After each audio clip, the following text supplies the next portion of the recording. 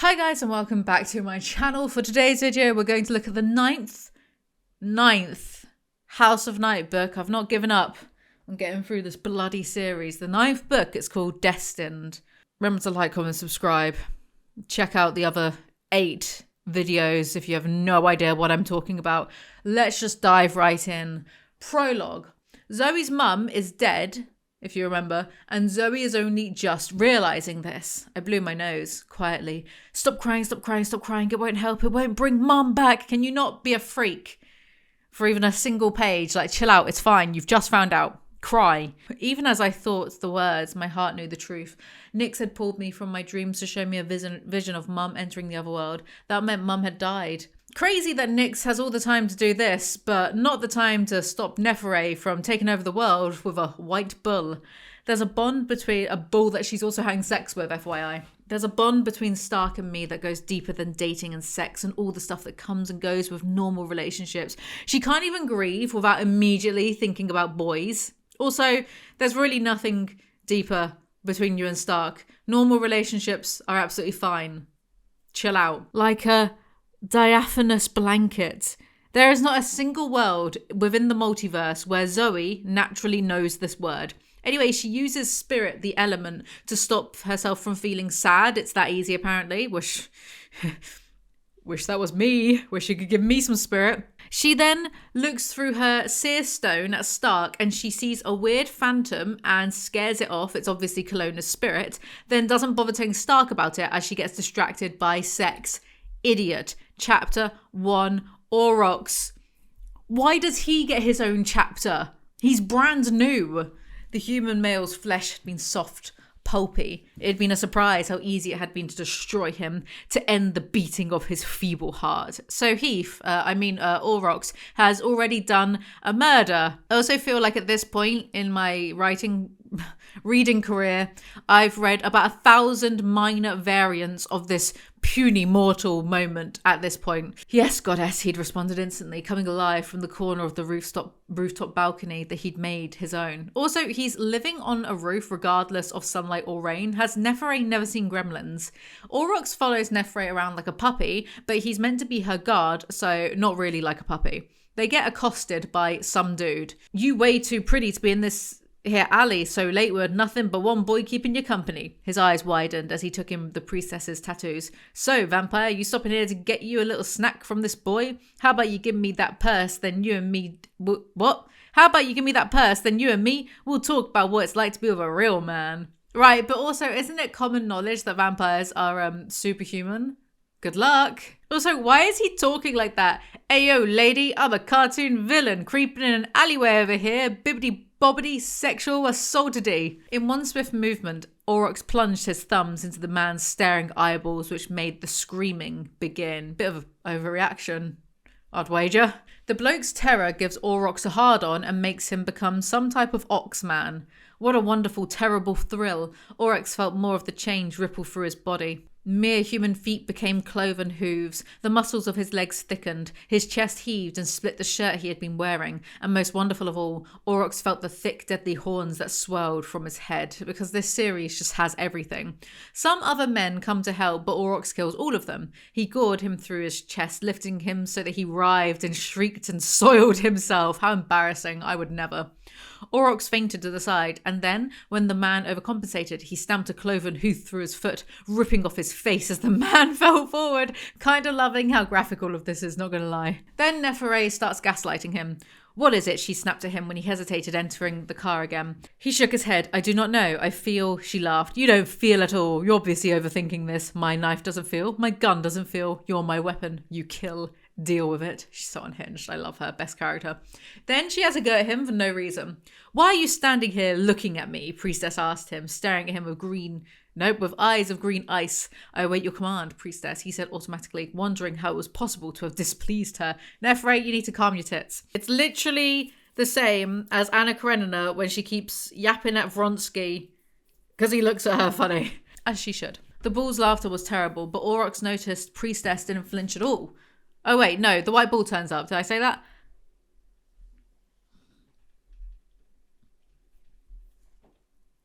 I just thought of wooden lollipop sticks. I'm getting goosebumps. The white bull turned up. The bull's laughter was terrible, but Aurox noticed Priestess didn't flinch at all, and that she seemed to be drawn closer and closer to the creature as he spoke. How interesting. You were actually questioning me. Are you jealous, my heartless one? Priestess stroked the bull's horns. Do I need to be? The bull nuzzled her. Where his muzzle touched Priestess, the silk of her gown shriveled, exposing smooth, naked flesh underneath. Get a room! I can already see the DeviantArt page on this already. White Bull tells Neferre that Aurox has one purpose: to create chaos. Honestly, same. Then Neferre declares she's going to use chaos to defeat Nyx because Nyx believes in the myth of free will. Doesn't though, does she? No, I would use chaos to defeat her. What if chaos threatens the very fabric of the world? Would Nyx not step in and defy her own rules to save her children? And by doing so, wouldn't the goddess rescind her edict that grants humans free will and betray herself? This is just, can God create a boulder so big God couldn't even lift it? To which the answer is yes, by the way. Aurox continued to kneel on the rooftop long after Priestess and the bull had departed, leaving him discarded and forgotten. What a third wheel. Chapter 2, Zoey. But before we get into that, I have brand new merch on my merch store with 3 designs. They're ayclothing.tmall.com. We have iPhone cases with this watch design. You can see it's also a sticker on my laptop there. We have notebooks with all of the designs are on all of the things, but I got different ones to show you guys. We got AY design notebooks with They Live inspired. This is all a They Live inspired collection. Pictures, water bottles as well.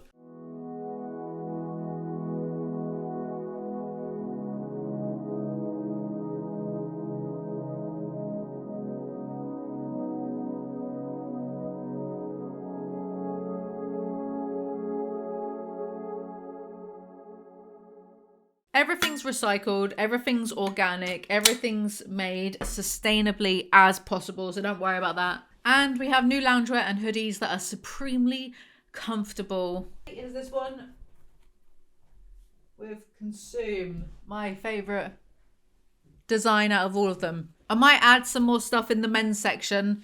If there's any blokes in my audience who would fancy it, let me know in the comment section below, because I can amend and add things and whatever. So check out my new designs and whatnot at ayclothing.tmall.com. Thank you. Chapter 2, Zoey. For God's sake, first paragraph. A short bus, really? All I could do was shake my head and stare at the squatty yellow thing that said House of Night in fresh black letters across its side. I mean, it's nice that my call to Thanatos worked so fast and we're being allowed to go back to school, but a short bus? Twin, they sent the bus for us, Erin said, giggling. Twin, that's really mean, Shawnee said. I know, Twin. I can't believe Neferre's so effing evil. She sent the Arsler bus for us. Erin continued. No, I don't mean Neferre's being mean. I mean it's mean to say Arsler, Shawnee explained, rolling her eyes at Twin. I quit. I officially quit. Oh, for shit's sake, I'm not getting in that. The short bus is for her, Aphrodite said with a snort and a hair toss. I'm rehiring myself just so I can quit again. Hey y'all, it still smells new, Stevie Ray yelled. I could see her short blonde curls bobbing as she gawked round inside. Then she popped back out and skipped down the stairs to take Rafame's hand and grin up at him. Want to sit in the back seat with me? It's real bouncy. Seriously, Aphrodite said, that bus is perfect for you. You're a Stop. This is just a bunch of pompous, classically named twats too good to sit on a bus, all the while casually dropping slurs. Is this any given private school? Stevie Ray insists Rafame goes to school with them, clearly forgetting about how Dragon wants to murder him, but nothing gets in the way of a good education, I suppose.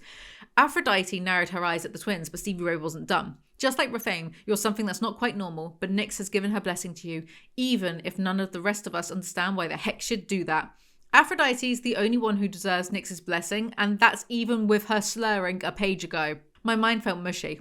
Last night had been awful. I glanced at Stark and felt my cheeks getting warm. Okay, well not all of it had been awful, but still, hard questions filled my head. I mentally shook myself. I wasn't just a kid anymore. I was the first fledgling high priestess. Hasn't she been that from book 1? This isn't a new thing. And all these guys looked up to me and expected me to know the right answers. Well, to everything except geometry, Spanish translations, and parallel parking issues. Good lord, you're annoying and you've used that parallel parking joke. every single book. And I've been learning to park. Guess what? Parallel parking, not difficult.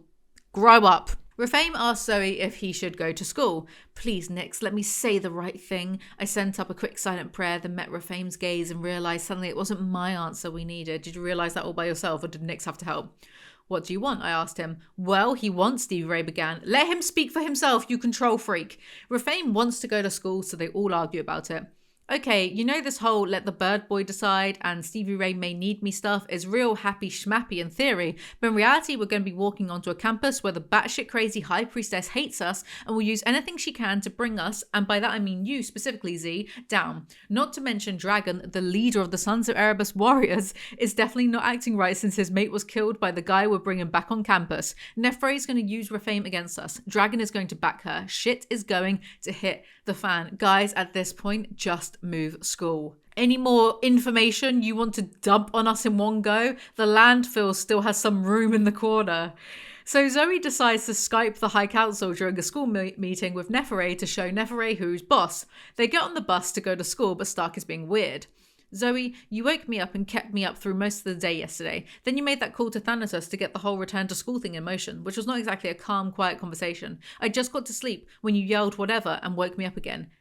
Making love was great. Her mum just died, you massive freak. Zoey then says exactly that, and Stark goes, but did she really? You didn't even call her. It was probably just a dream. As if Zoey isn't Nix's chosen special fledgling who has never, ever, ever wronged. Does he even know who he's talking to? He apologizes for being dumb and she accepts it. Hey, I said, sliding my arm through his. You have to remember that wonderful heart-making things happened there too. Don't ever forget that's where you met Jack and fell in love with him.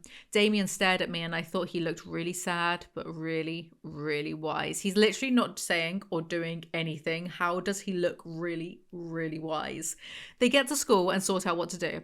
How about me? Ain't I coming to the meeting? Cramisha asked. It's usually boring, but I bet today will be better than usual. You're right, I said. It's about time they started to automatically include you, along with Stevie Ray and me. Why? Because she writes poems. Sorry, prophecies, but really cryptically annoying ones that take effort to figure out, as if she got all of her power from wishing on a cursed monkey paw. Like that one Halloween episode of The Simpsons. As we walked into a future that was already making my stomach clench and feel like a raging IBS episode was going to hit me at any moment. This is a horrible way to end a chapter, yet Mother Cast insists on doing it, like several chapters per book. On second thoughts, it is a hell of a cliffhanger. What will happen in the next chapter? Will she finally shit? Chapter 3. Will I be the one who's shitting? Chapter 3. Kalona. He didn't have to fly long to find his sons. Kalona followed the thread that connected him to his offspring. Offspring should be one word. He meets his children. Nizrock is almost as developed as Rafame was, and he tells them that Rafame has gone to follow Nyx and vampires. It is possible because of females and their manipulations, Kalona said darkly. He knew all too well how one could fall prey to them. He'd even been brought low by, men have no agency and are basically children or something, especially 2,000-year-old men. He sends off some of them to keep watch on Rafame because he's sure Stevie Ray will get bored and dump him. Kalona, you idiot, are you not familiar with teenage angst and obsession? Never underestimate the power of a teenage girl to obsess and obsess and obsess. I say that as someone who is still, since the age of 14 to this day, obsessed with My Chemical Romance, to the point that I think I want to get a My Chemical Romance tattoo somewhere. Anyway, Kalona is still big mad at Nefre because she's the most interesting person in this series, so he wants to destroy her from jealousy. Rafame. Rafame's POV. Rafame is in school, but no one wants to talk to him, naturally. As third hour began, and a professor who called herself Penthasilia, shut up, read from, and then spoke about a book written by an ancient vampire named Ray Bradbury entitled Fahrenheit 451, they cannot keep getting away with retconning everyone famous into vampires. Anyway, all this fuss about him going to school and he's not even focusing on it, choosing instead to think about his nightly transformations into a raven. It hurts, but that's probably penance for all those murders he's done. He doesn't remember being a raven. Also, when he turns back into a dude, he's naked outside, which, isn't very convenient, but Nyx has a sense of humor, it turns out. Then Prof P asks him a question about Clarice in Fahrenheit 451. Rafame manages to answer, and you know what happens to her, this special girl? The whisper came from the fledgling sitting directly in front of Rafame. He was a short, muscular male with a strong profile. Rafame could easily see the disdain in his face as he glanced at him over his shoulder. Rafame shook his head. No, he did not know. She's killed because of him. Drew says this because schoolwork almost exclusively mirrors a character's inner turmoil. Also, I was like, isn't Drew evil now and made of electricity? I can't remember. Oh wait, no, sorry, that's Curtis. Drew is still randomly some dude who was into Stevie Ray from several books ago, and he's still into her. Though several books in the House of Night timescale is probably only 5 days. No, it's Dallas. That's not Dallas. I don't know who that is actually, but Dallas is the one who's made of electricity. Rafame. The professor spoke his name in a voice that had gone hard. Rafame was surprised to feel the power of it against his skin. In my classroom, all fledglings are equal. All are called by the correct names. His is Rafame. Professor P, he's no fledgling, Drew said. Well, considering he's a bird with the skin of a young human man, I think he's possibly more genuine fledgling than any vampire there. Prof P metaphorically bitch slaps Drew, and that's that. Which one is Drew? I don't care. He met Damien's gaze. The fledgling looked haggard. Grief had aged him.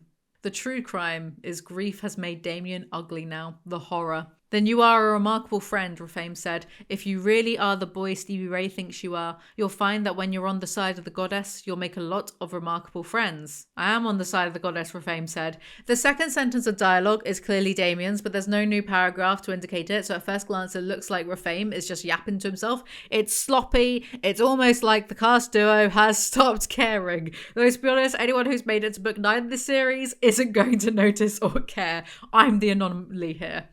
Rafame smartly decides to skip fencing to avoid being skewered into chicken sheesh by Dragon and sits alone until 3 Raven mockers turn up to mock him. Chapter 4, Zoey. Okay, I know I'm a teenager and all, but I suck at using Skype. Actually, I'm kind of moronic about technology in general. Casting a circle? Yep. Communing with any of the 5 elements? Definitely. Figuring out how to sync my iPhone with a new computer? Probably not.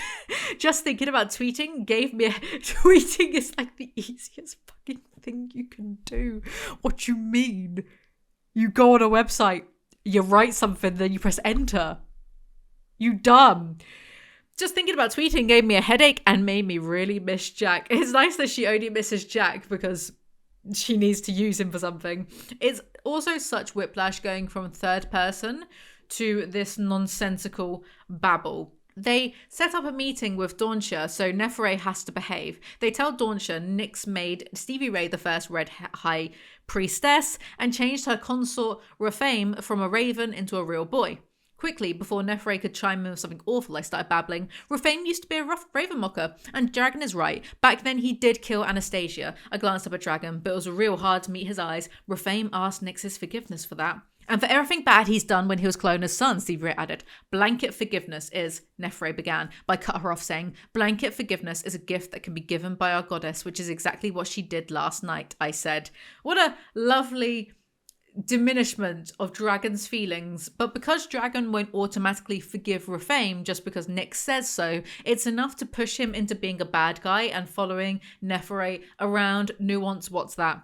That abomination killed my mate, Dragon said, the same night he was shot from the sky and should have died. Professor Langford, please allow the Red High Priestess to continue her confession, Dawncha said. I saw Dragon's jaw clench and his lip lift slightly in a sneer. Zoey would never forgive someone for killing Stark, even if they apologize, even if Nyx told her to forgive them. Just like how Damien won't ever forgive Nephire for killing Jack. Well, I hope so, because otherwise that would be pathetic if he does. But sure, Dragon's the bad one here. The creature does not belong at this school, Dragon said. The creature isn't at this school. I said, the boy is. Boys aren't really meant to be at the House of Night either. He's not a vampire, so the same boy Nyx forgave, the same boy Stevie Ray has chosen as her consort, the same boy, alright, Coho, enough of the repetition, the same boy who tried to swear himself into your service. Dragon, you rejected him? Dawncha asked. I did, Dragon said tightly. Yeah, sure, Zoe's technically right, but Dragon is allowed to feel his feelings and anything else is dehumanizing. It's like Ross and Rachel. Technically, yeah, they were on a break, but it still hurt Rachel. Who can tell what I've been watching recently? It still hurt Rachel that Ross's first thoughts was to get drunk and shack someone else instead of working things out within mere hours of them going on a break. This is just like that, but with shape-shifting ravens and murder. Then again, the afterlife does canonically exist, so why is death treated as such a big deal in this series? Literally, who cares? Just die and you'll see them again. Spoiler alert, guess what happens in this book? And that is why I expelled them all, Nefere said in a calm, reasonable adult voice. My swordmaster cannot tolerate his presence, and rightly so. She's so right, you know. Dawnshire shook her head slowly. Nefere, there is a part of me, the remnants of a very young me, mind you, that understands your response to such unusual events, even though you were mistaken. Simply put, you cannot expel a group of fledglings who have done nothing more than stand by their friends. Especially not this group of fledglings, Dawnshire said. This group has been far too goddess-touched to be cast away. The favouritism. I am Team Nefere. Also, why hasn't Zoey rung her grandma yet in regards to her mum? Does she not know how to use her phone? The time I spent on Sky with Queen Skiatch really meant a lot to me. She and I got close. Skiatch even said she'd like me to mentor under her, that she would start opening up Sky to the modern world. Right now I can't be on Sky with her, but I'd still like to follow in her footsteps. I drew a deep breath and finished in a rush. So I want to officially declare the Tulsa Depot outside the jurisdiction of the House of Night. Like Skiatch has declared Sky. I looked directly at Nefere. And just like Skiatch, I won't get in your business if you don't get in mine. You dare declare yourself a queen? Nefere sounded stunned. Well, I didn't, but Skiatch did, and so did her guardian. Plus, Stark has been accepted as a guardian. In the other world, he had the sword and everything. He's my warrior, so kind of by default, that means I'm being declared a queen. A little one, though, I added. This does not feel right to me, Nefere said. I agree with Nefere. Yes, Zoey is now a queen. This is going to do terrible things for her ego. I must consult the High Council on this matter, Zoey Redbird. We do not support the idea of vampire queens. Vampires are priestesses and warriors and professors. Priestesses, warriors, professors, and the various life paths that spring from those callings. This has long been our tradition. But Skiatch is a queen, I insisted. She has been for centuries. That has to be long enough to be a tradition too. Not a vampire tradition. Zoey's ego is so insane and she's so entitled to being special all the time that she's trying to argue the validity of her queen status to one of the lords of all the vampires.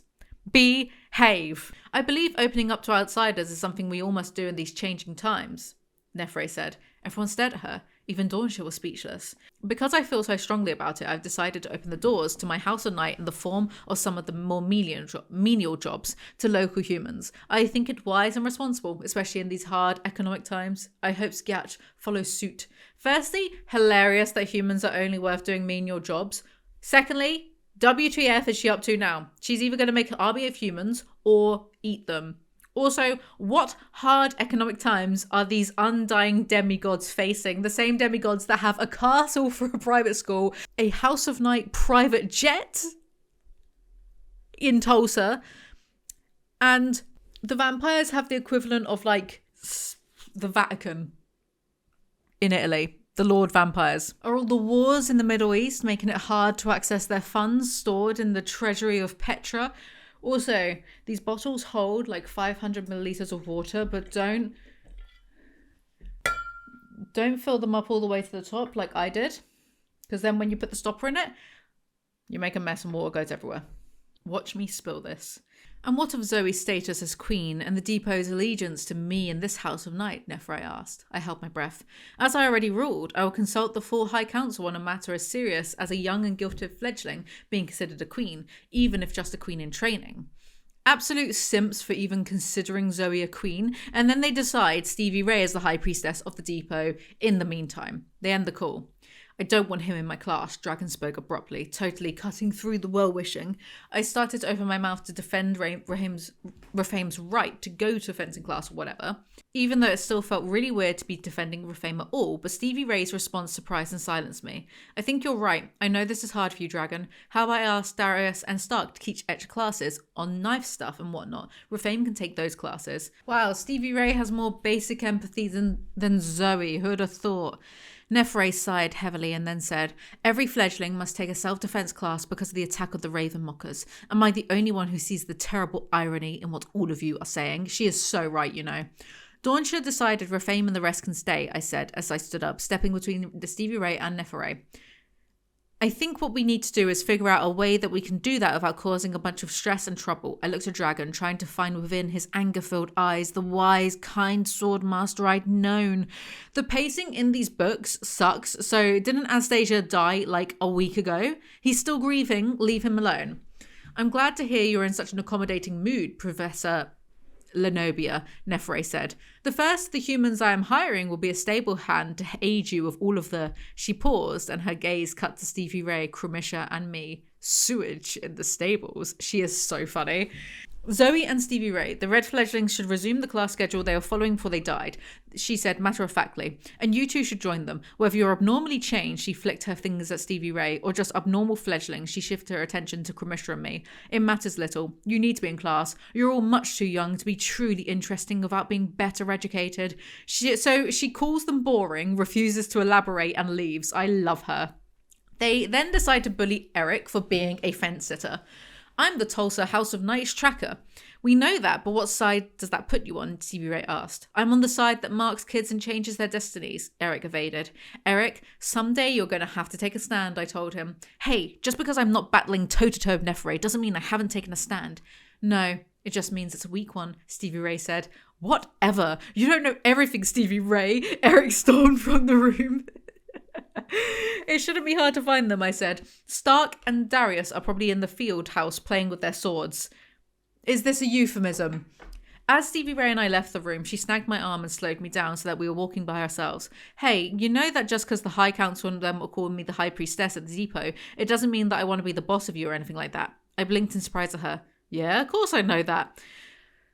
Oh, you. Zoey could never truly see Stevie Ray as a threat because she doesn't take her seriously as a person. Neither do I. So, he's cute, huh? I pretended clueless. So we're really just not bothering anymore, are we? Proofreading, what's that? Then someone starts yelling about Dragon, Chapter 5, Refame. Why are you here? Refame shouted, to suffer like the rest of us. Nizrock, Refame paused. No, he thought. I can only speak for myself. When I harmed others, when I killed and raped and took whatever I wished simply because I could, that was wrong. Refame is canonically a rapist. I thought it was just Kalona who was the rapist. How were these birds doing that? Also, why is Nyx forgiving so many sex offenders? What the hell? I'm rightfully Team Dragon killing Refame now, by the way. Refame isn't even a boy. He's hundreds / maybe thousands of years old. So he's a rapey old nonce dating a teenager. Didn't I say in previous videos that he's the best boy in the series? Well, not anymore. They argue for a bit before Dragon spots them. Dragon, no, he cried. They weren't attacking. From the midst of battle, Dragon Langford's voice carried to him. You are either for or against us. There is no middle ground. There is middle ground, Refame yelled back. Seeing as you and your brothers are a flock of rapists, no. There actually is no middle ground. Then Nefere appears and gets Aurox to attack them, who rips the wings from a raven mocker's body. Yeah. Aurox then becomes part bull and rips off the mockers' heads. Nizrock and the remaining one fly off and Aurox charges at Refame. Zoey. I was close behind Stevie Ray as we ran up on the fighting. Jeesh. All I can say is that it was disgusting and horrifying and totally confusing. Well, that's all of the severity gone. Wow, it sounds like that rampaging bullman had like no chill, for real. No cap. He did not have the riz. Skibbity toilet. I could hardly tell what was happening. 2 raven mockers were screaming and flying way overhead. I could see the headless, yeesh, body of another raven mocker twitching and oozing seriously odd-smelling blood at Dragon's feet.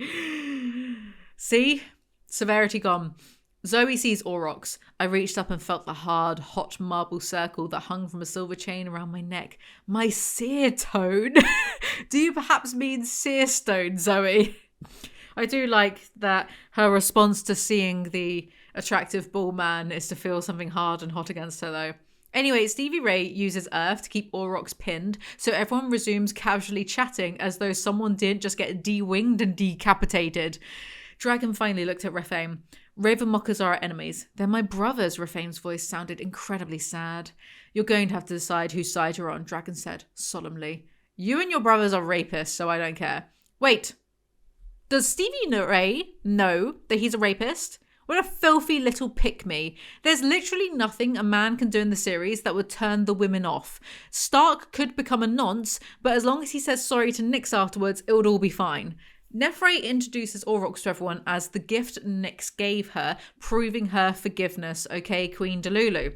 Zoey knows something's wrong with Aurox though. I already told you where he came from. And Zoey, I must say, this is exactly why you need to be back in school, attending classes and refocusing on studying. I do believe you have lost the ability to listen. She's actually getting sassier as the books go, and I love her. You said he's old magic. I ignored her passive-aggressive crap. The only old magic I know of is on the Isle of Skye. Are you telling me he came from the Isle of Skye? Silly child. Old magic isn't restricted to an island. Okay, but Zoey really is a Dunning-Kruger effect. She goes on one trip abroad and suddenly thinks she knows everything about old magic or culture or whatever. So irritating. I just know if she went to Paris, she'd return being all, it's croissant and Paris. Yeah, technically right. But still sound horrible with this Texan accent. No offense, Texas. Aurox is my gift from Nyx. Nefre looked knowingly at the crowd and laughed off my questioning as if I was nothing more than an irritating child and they were all in on the adult joke with her. We are. What was he changing into? I couldn't stop myself, even though I knew I was coming off as totally snotty and bitchy. Like I was one of those girls who always has one more thing to say, and that one more thing was always negative. I am Team Nefre.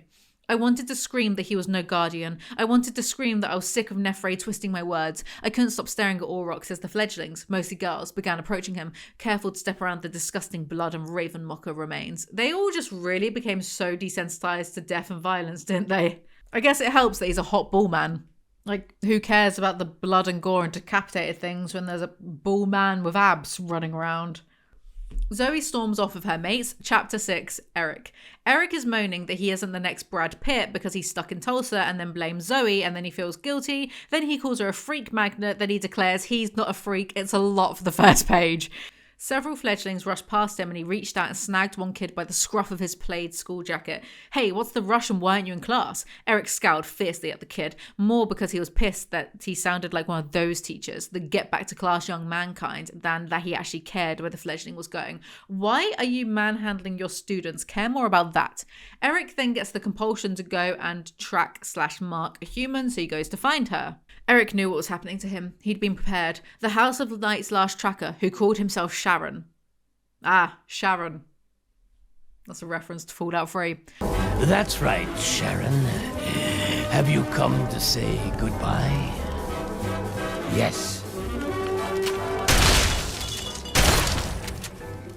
All right, let's go.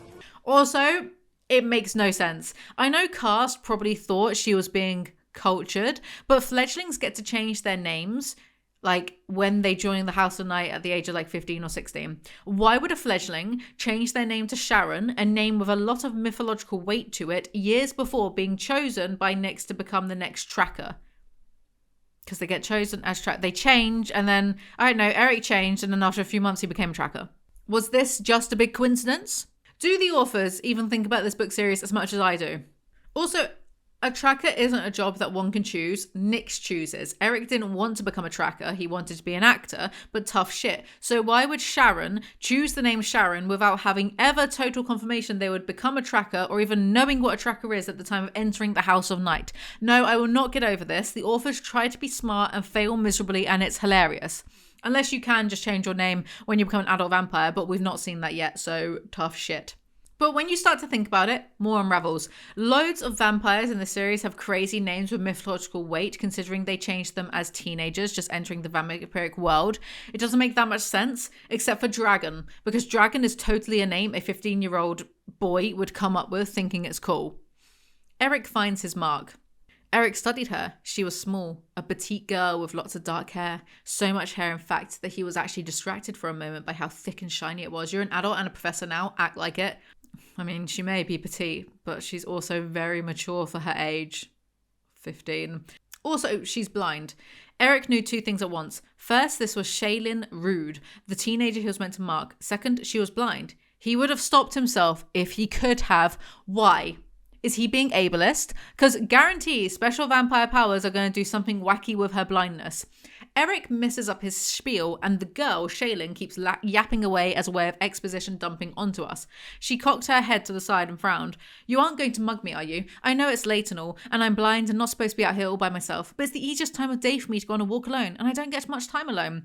And kidnapping me won't do you any good. I'm living here with my foster mum. She doesn't have any money at all. Actually, since I've been working after school at the South BA library down the street, told you. This exposition was displayed as artistically as a laminated Weatherspoons menu. Then Erik does the thing and Shaylin is marked. She'd fallen in the middle of a splotch of light, so her face was illuminated. She looked absolutely perfect. Her full pink lips tilted up in a surprised smile, and she was blinking as if to clear her vision. If she hadn't been blind, he would have sworn she was staring at him with those huge black eyes. Her pale skin was flawless, and in the middle of her forehead, her new mark seemed to glow a bright, beautiful scarlet. Scarlet? Right, so she's special because she's the first marked red fledgling, and also it cured her blindness, and it gave her extra vision. Anyway, I'm glad she's pretty now, so she can finally become worth our time and interest. Erik patted her back. She smelled sweet, like strawberries or maybe peaches, or some kind of fruit, and she felt really soft. She wiped her eyes again, then her bright eyes came back to him, and they widened even more. Oh wow! In spite of the weirdness of everything, Erik couldn't stop smiling back at her with his 100-watt movie star grin. Yeah, before I was zapped into being a tracker, I was on the road to Hollywood. So Erik immediately gets a boner for this fresh meat student. He would fit in Hollywood after all. No, I'm not wowing about how hot you are, even though you are hot, I suppose, she said quickly, still staring at him. I am, he assured her, reminding himself that she was probably still in some kind of shock. He's such a bellend. Yeah, well, what I mean is I can really see you. Yeah, and Goddess Shaylin Rude, whatever, marked or unmarked, was one strange girl. She was blind, you incredible douchebag. I swear, the characters aren't actually this obnoxious or obtuse unless the plot demands it. Like at the end of the last chapter, I didn't bother saying at the time, didn't think it was relevant, but Zoey was stropping off about Aurox, and Aphrodite and her friends were all, what's the big deal? So what? Nephre has a new pretty boy, as if Nephre doesn't have a track record of being up to no good. They were all deliberately being ignorant, just so Zoey could turn around and be like, he's part bull, as in the white bull of evil. And then the penny drops and they all go, oh no, the white bull of evil, oh my god. It's so annoying to read, and Erik is doing it right now just for Shaylin to explain she can see colours around Erik. She can literally see vibes and aura. So annoying. Get out of here. She tells Erik that he has a pea green, like mushy peas and watery stuff aura, and somehow this means he doesn't work hard for anything he gets. Okay. Yeah, well, explain to me why I also know the grey, foggy-looking stuff means that something has made you sad. She put her hands on her hips, squinting her eyes, and stared at him hard. Then she nodded, like she was agreeing with herself. Looking smug, she added, I think someone close to you just died. How does no one in this book have basic empathy? Though, it seems fair after he didn't give a shit about her previous blindness. Anyway, Erik decides to take her to Stevie Ray, and then just to throw in some angst, he's all, oh, I need to be fixed. I'm a broken tracker because I marked someone red. Like, how do you not realize this is Nyx's will? My god, you're all so stupid. Chapter 7, Zoey.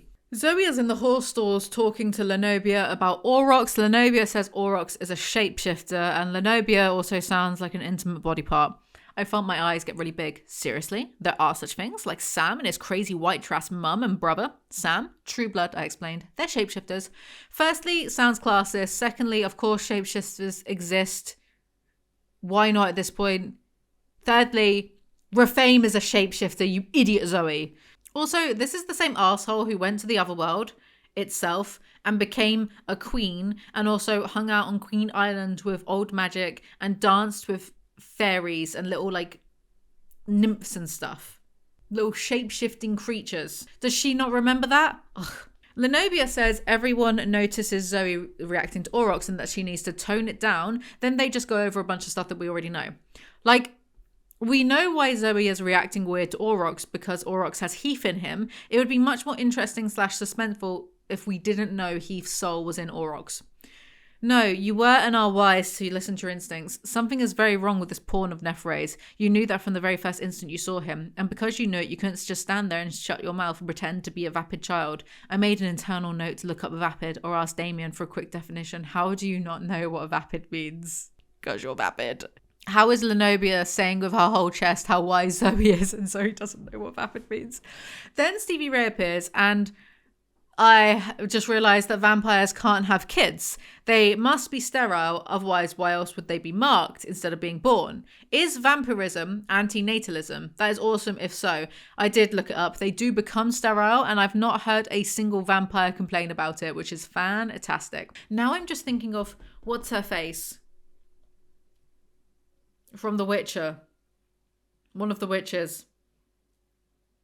The sorceress. Who gave up her uterus to be an all-powerful being and then has the audacity to cry about it later on.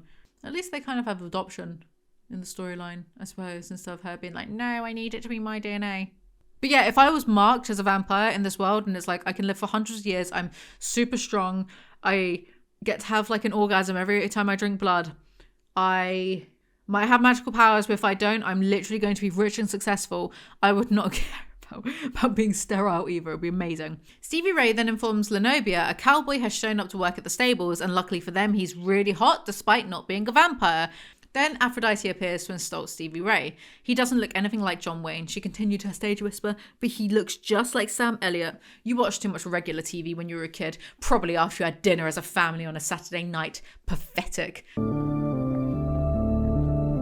Pathetic. Iconic, but also no offense, Sam Elliott. I looked up Sam Elliott, and Sam Elliott looks like he's always been old, even when young. So I don't know how these three teenagers are thirsting over this cowboy dude when canonically they fancy guys who look like Superman. The bloke keeps accidentally winding up Lenobia. This is some great shit. I wish I had popcorn, Aphrodite said. She's going to burn him with her laser vision, I said. Lenobia has laser vision? Stevie Ray asked.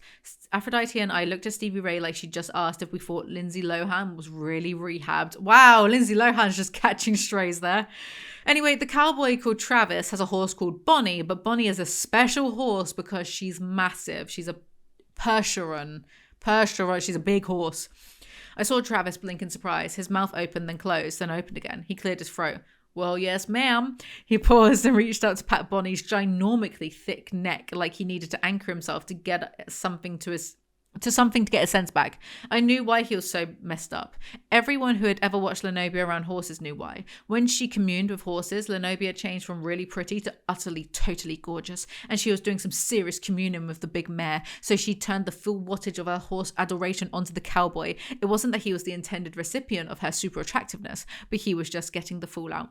But it was some serious fallout. I wish this book was Fallout. Why does everything always boil down to being hot or not in this book? Lenobia accepts Travis as the new stable boy just because she likes his horse. Vampires are simple creatures. Do you think horses get her hot? Don't look at me like that. Nephre had sex with a big white bull of death. Then Damien arrives to tell... And the Raven Mockers were non-consensually, assaulting women. Then Damien arrives to tell Zoe Grandma is at school and has been crying all this time, by the way, and Zoe hasn't bothered to find out if her mum is dead or not. Crazy work. Chapter 8, Zoe. Stark glanced at me and I gave a little nod. Then he said, Zoe's mum's dead. Oh no, Damien said, tears instantly come into his eyes. You didn't even know her. I think Damien's secret power is that he's an empath like Shane Dawson. Remember Shane Dawson? What's he up to? They all go to meet Grandma. Just before we walked through the final set of doors, Stark squeezed my hand. I'm right here, and I love you. I love you too, Z, Stevie Ray said. Me too, Damien said. They sobbed just a little. You can borrow my 2-carat diamond stud earrings, Aphrodite said. I stopped and looked back at her. Huh? She shrugged. That's as close to a declaration of love as you're going to get from me. She is so funny and so real for that. She meets Grandma and confirms Mum is dead. Then Grandma starts to faint, so all the twerps use the power of the elements to cheer her up. Now that she's strengthened, she tells Zoe that her mother was murdered. Dun, dun, dun. The sheriff is saying it was a robbery and that she just got in the way. He says from what they took, my computer and television, my cameras, and the random violence of the crime, that they were probably addicts stealing so they would have money for drugs. Gotta throw in some random vilification of addicts whilst we're at it. Zoe's all... Don't worry, she's waiting in the other world, so what's the big deal? Okay, I added that last bit. And Grandma goes to mourn and cleanse for 7 days, but gets Zoe to promise to come cast a circle in a week's time. That happens. This book actually lasted for a week. No, it lasted for 5 days. On the 5th day, they went to go do it. That's crazy work, because the other books were lasting for like 24 hours. And this is when I realised Zoe's mum left her loser husband. That's why she went over to Grandma Redbird, right? But now Zoe's mum is dead. Zoe's at private boarding school, so she's fine. What, about Zoe's siblings? Where are they now? Do they even know that their mother is dead? Then Nefre just appears to shit on everyone. Sylvia, I have heard of your loss. Please accept my sincere sorrow that it was your daughter who was killed. Yeah, she's sorry that she couldn't have killed Sylvia, and she's not even hiding it. She is such a girl boss. Then she leaves, then Aurox appears, then Zoe storms off. So I sat there in the shadow of a big elm, trying to control my thoughts. Aurox's presence messed with my mind, and I didn't know why. Right now, right at this second, I don't even care. Mum is dead. Whatever Nefre and Evil have planned for me, they can just back the hell off. Everyone can just back the hell off. My thoughts felt mean and tough, but the tear that was sliding down my face told a different story. A single tear is so anime of her. I think she was listening to My Immortal by Evanescence whilst doing this single tear crying beneath a tree. Also, back off isn't even mean or tough. Mama, I'm sorry we didn't get to say goodbye. It's not a goodbye in this universe, it's a see you later. Aurox. Aurox is thinking about Zoe and her tattoos, and it's low-key making him horny, but he doesn't even know it. Stevie Ray is defending the Raven Mockers as usual, telling Aurox he shouldn't have killed that one because she's a pick-me, and a dude can literally be a half-man, half-bird raping abomination, and a woman in this book will still batter for him. Also, Aurox can absorb vampiric emotions to become stronger. Then he's sent off to patrol the school grounds, and he finds Zoe grieving, absorbs her feelings, but he feels them instead of just feeding from them, and of course he immediately wants to comfort her. Zero build up, just immediate connection. They start chatting, but she wants to be left alone, so he gives her a tissue. She stared at the tissue for a moment before taking it. Then she looked up at him. I snot when I cry. He felt his head nod. Yes, you do. She blew her nose and wiped her face. Thanks. I never have a Kleenex when I need one. I know, he said. Then he felt his face flush hot and his body go cold because there was absolutely no reason why he should say such a thing. He had no reason to talk to this fledgling enemy at all. She was staring at him again with an odd expression on her face. What did you say? This would be such a better moment, an aha moment, if we didn't already know that Aurox is just Heath. Chapter 9, Zoe. Zoe immediately thinks of Heath and thinks it's a coincidence, which again would be better if we didn't already know the truth. There's no suspense this way. Because he's hot, Zoe immediately starts Kalona-ing him, but realizes she's doing it and gets interrupted by Stark. Hey, Stark stopped and looked down at me. You're not alone. Are you listening to my thoughts? You know I don't like it when... He took my shoulders in his hands and gave me a little shake. It doesn't take an oath-bound warrior's link to know you're feeling all by yourself. I don't know any other kid whose mum is dead. Do you? No, just me. I bit my lip to keep from bawling again. See, it's not tough to figure you out. Stark worked out that Zoe is upset because her mum died. Guys, he's such an empath. He kissed me, not with a hot, open mouth I want in your panties kiss. Stark's kiss was soft and sweet and reassuring. I'm not congratulating him for not snogging someone who is grieving. Then he says that she's covered in awesome sauce. Nah, he gave me his cute cocky grin. I heard a bunch of third former girls say I was covered with it when they were watching me shoot my arrows in the arena last hour. Really? I raised a brow and gave the stank eye. Third former girls? The cocky part of his grin faded. I meant to say unattractive third former girls. I'm sure that's exactly what you meant to say. His eyes sparkled. Jealous? I snorted and lied. No. I'm almost certain she's going to bang the spirit of Heath straight out of Aurox. That is an entirely new sentence, by the way. They waste so much time having shit banter, and Zoe reminds us Stark is her guardian so much that I'm skipping through it because I can't be asked. Ach, well, lassie, it was nae much more than pussy scratches. I felt my eyes go wide, then I punched him in his arm. Pussy. He rubbed his arm, and his regular voice said, Z, it means cat in Scotland. Really? No, it doesn't. Zoe meets up with the others at the bus, and Shaylin is there, and then we have this clumsy exchange. Zoe, this is Shaylin. Erik introduced me to the unfamiliar girl who was studying me like she wished she had me under a microscope. Jeesh, it was a pain to meet new kids. Hi, Shaylin, I said, trying to sound normal while I ignored her stare. Purple, she said. I thought Erik said your name was Shaylin, I said, even though I wanted to shriek, yes, it's me, I'm the one with the weird tattoos. My name is Shaylin. She gave me a really warm, really nice smile. You're purple. She's not purple. They're like children. She's not purple. I guess in a way they are children. She's Zoe, Stark said, sounding as confused as I felt. You're also flecks of silver. Shaylin finished staring at me and turned her gaze to him. You're red and gold and a little black. Huh, that's weird. Okay, I'm not... Oh, for shit's sake. Aphrodite interrupted, pointing at Shaylin. This new kid's name is Shaylin, and she's not calling you colours, she's seeing your colours. Zoey is so self-obsessed that she thinks everything is about her tattoos. In fact, she's so self-obsessed she doesn't notice Shaylin is the first marked red fledgling. And Shaylin has zero social skills because she doesn't realise you don't just start saying colours at people as a form of greeting. It's all very grating. How much more hot topic can this book get? The protagonist has weird tattoos that, of course, despite being awesome, she has to fret about them. And of course, her aura has to be purple, the most specialist colour there ever was. And why is Shaylin behaving as though she was born half an hour ago? Do these people have their memories reset when they're turned against their will? Damien says Shaylin has true sight because it's a new book and a whole new set of law we have to arbitrarily make up. Anyway, Zoey gets it spelled out to her that Erik marks Shaylin red and finally catches up. Erik is like, wow, I messed up. And Shaylin is like, excuse me, I was literally blind and now I can see, grow the fuck up. Okay, I made the last bit up. I knew I felt a new fledgling. At the sound of Nefre's voice, we all jumped like she tasered us. This made me cackle. I love the chaotic queen of darkness. She steals every scene. Nefre notices she's red and, oh, I don't feel well. Shaylin was staring at Nefre when she suddenly collapsed. Erik caught her before she conked her head on the ground, managed to look scared and hero-like at the same time. Seriously, he's an excellent actor. The sight of Nefre makes this pussy collapse. Love that for her. Also, what is the sentence about Erik trying to say? He looked scared and hero-like because he's a good actor, implying that he's acting scared and a hero right now? Or is Zoey attributing his looking like Superman physically to somehow having good acting abilities? Shut up. Suddenly, Nefre's suspicious expression changed. She laughed. She actually laughed. I had no idea how it was possible, but her laugh sounded horrible and mean and sarcastic. How could laughter be so awful? She was blind. That's why she's been marked red. She's broken. She just didn't have to die to get that way. Well, at least not yet. She hasn't died. She is so mean. Also, Nefre / the author has decided red fledglings can still reject the change and die despite having gone through all of that already.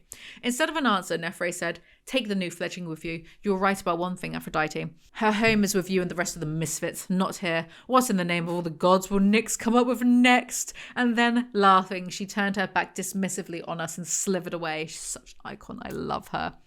So Shaylin only faked fainting to stop herself from running away screaming at the sight of Nefre because her aura is the colour of dead fish eyes. Rude.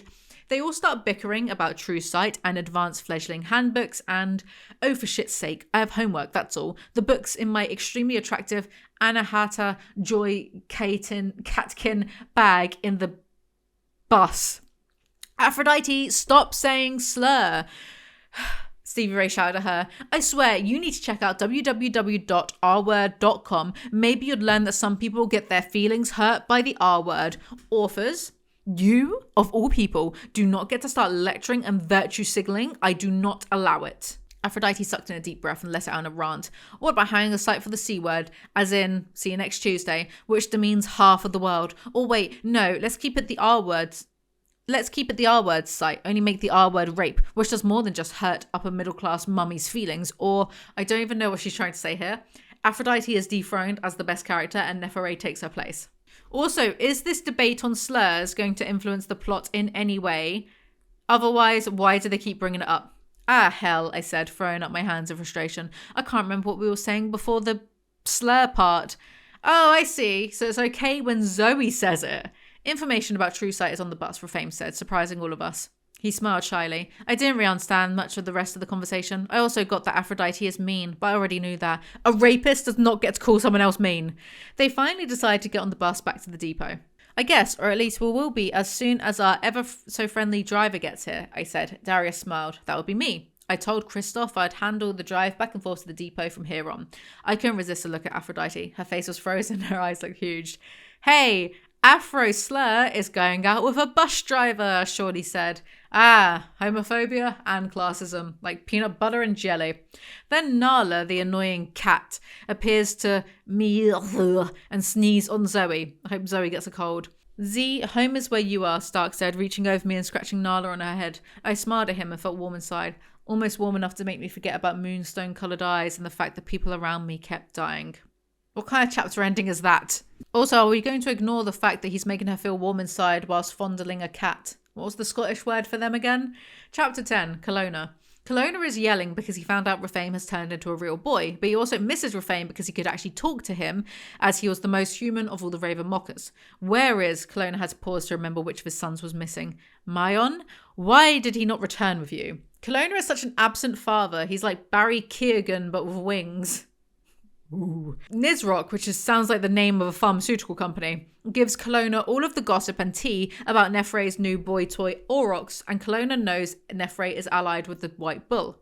Colona ignored Nizrock's repetitive comments and kept reasoning aloud. Rafame has entered into the service of Nyx. She has gifted him with a human form. His jaw clenched and unclenched. He felt doubly betrayed by his son and by the goddess. He'd asked, practically begged Nyx to forgive him, and what had her answer been? If you are ever worthy of forgiving, you may ask it of me. Not until then. Nyx has clearly done this just to be bitchy, because why should Rafame the rapist be forgiven but Colona the rapist not? Colona decides to convince Rafame to work with him against Nefre. Rafame and Stevie Ray have been banging. Ew, pick me. I like it that you think I'm so special, Stevie Ray said, smiling up at him a little shyly. State the obvious much. Stevie Ray sat up and hugged the thick comforter that covered the bed in her surprisingly pretty little tunnel room to cover her bare breasts. She blinked big blue eyes at him. Her hair was tousled and curly and framed her face, making her look like a young, innocent maiden. Bet he loves that. Stevie Ray doesn't want him to leave and wants him to transform in the room so he can stay and shit all over their bed, I suppose. A raven is not a pet. Not with that attitude. I want you to remember something else too. You did a good thing today when you didn't turn your back on your brothers. Her fingers plucked at a blonde curl, and he knew whatever she was saying was hard for her. So even though he needed to get free of the tunnels, to get above to the waiting sky, he remained sitting there beside her with her hand in his while she continued, I'm sorry your brother got killed. Rafame and his merry band of rapist brothers. Stevie Ray, you are insufferable little pick-me. Rafame is like, I'll always be Colona's son and love him. So Stevie Ray says, before I was marked, I went to school with this girl named Sally. This girl named again, no proofreading. Her mama took off and left her and her daddy when she was about 10 because she was basically just a downright nasty hoe slut, and she didn't want the responsibility of raising a kid. I look forward to seeing Stevie Ray, the pick-me, keep this same energy for Colona and call him a downright nasty hoe slut too. Basically, she says the mum would return to stir the pot and Colona will do the same if Rafame lets him. Rafame stared into Stevie Ray's kind eyes, willing her to understand. I've been with father for hundreds of years. It's going to take some time. He's older than Carlisle and dating a teenager. Get out. Then again, she does look like a young maiden in her duvet, so it's her fault for what she was wearing. Then he runs off to turn into a bird. Stevie Ray. She meets up with Damien, Zoey, Aphrodite and Darius for a catch-up meeting. Yeah, I think we do. So to start with, how are you holding up? Damien blinked several times, like he was surprised by the question, which made Stevie Ray feel like crap. Had every dang body forgotten Damien had just lost his boyfriend a few days ago? Well, to be fair, that was an entire book ago, so it is old news. Anyway, who cares? Again, the afterlife exists. She tells them Colona sent the Raven Mockers to talk to Rafame. Sometimes I think Colona's just plain dumb. What do you mean? Z asked. Heck, Rafame hasn't even been my official boyfriend for a month. You'd think his daddy would at least give us a chance to have our first fight before he was all, ooh, you made a mistake. She is right, you know. It's almost as if the books would be better if the pacing wasn't on crack. So what if he does? Rafame isn't on his team anymore. He hasn't been for a long time. So you say. So he says. Stevie Ray felt like she was going to explode. So his dad says. So his brothers say. So even Nyx says. The dang goddess herself showed up and forgave him. What the hell does Rafame have to do to prove to you guys he's changed? Respectfully, your goddess is ridiculous, so that doesn't prove anything. Constantly doing everything she can to butt in, but then saying, oh, I can't stop Nefere because of free will. Psh, go away. Aurox is the one we should be asking questions about. Yeah, except that we don't have Aurox answers here. We should have Rafame answers, Aphrodite said. I gave you his answers. Even as weak as tired as she felt because it was past sunrise, Stevie Ray automatically began pulling power from the earth. Not that she'd really hurt Aphrodite, but the girl definitely needed a good smack. Well, that's mature and a good use of her powers. Hey, you're glowing green, Z said. Well, I'm pissed. Stevie Ray saw Darius move closer to Aphrodite, which really annoyed her. You know what, Darius? You need to check yourself. We're all on the same side here, but that doesn't mean we can't get pissed at each other once in a while. Right. Except pick-me Stevie Ray lacks such impulse control that she's glowing green from drawing her powers and did, in fact, threaten to smack Aphrodite in the previous paragraph for asking a question. Also, we know Stevie Ray is lying by omission about Colona wanting Rafame to be a spy because she said as much in her prior convo with Rafame. Stevie Ray is probably the worst character. And considering her boyfriend's a sex offender, that's really saying something. Moving on to True Sight. It's so rare it hasn't shown up in hundreds of years. I'm rolling my eyes right now.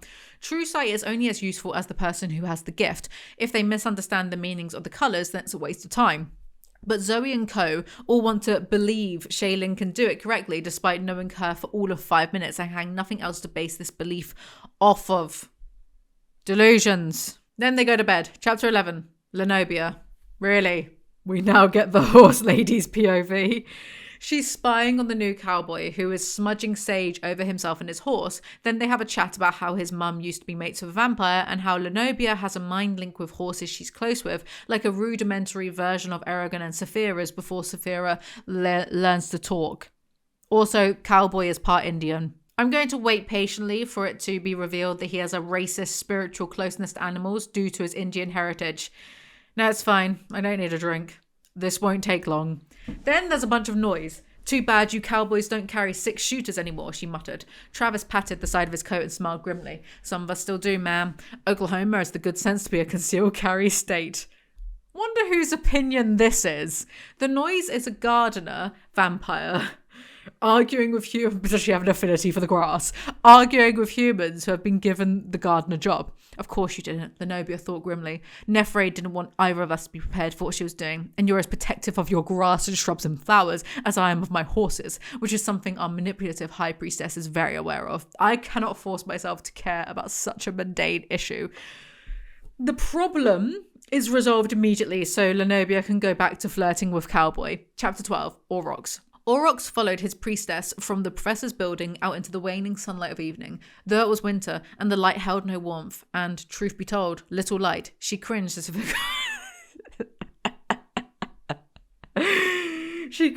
it caused her pain. He watched her pull the cowl of her green robe more fully over her head so that it fully swathed her face. Sunlight, Nefre made the word sound as if it tasted bitter. She's gone so crazy from book 1 to book 9. I shall make them pay for causing me to take this trip in the sunlight. She glanced at him before donning dark mirrored glasses. Actually, you should make them pay for me. She is so funny and dramatic. She's going full Nosferatu for this role. She's Nicolas Cage in a vampire kiss running around going, I'm a vampire, I'm a vampire.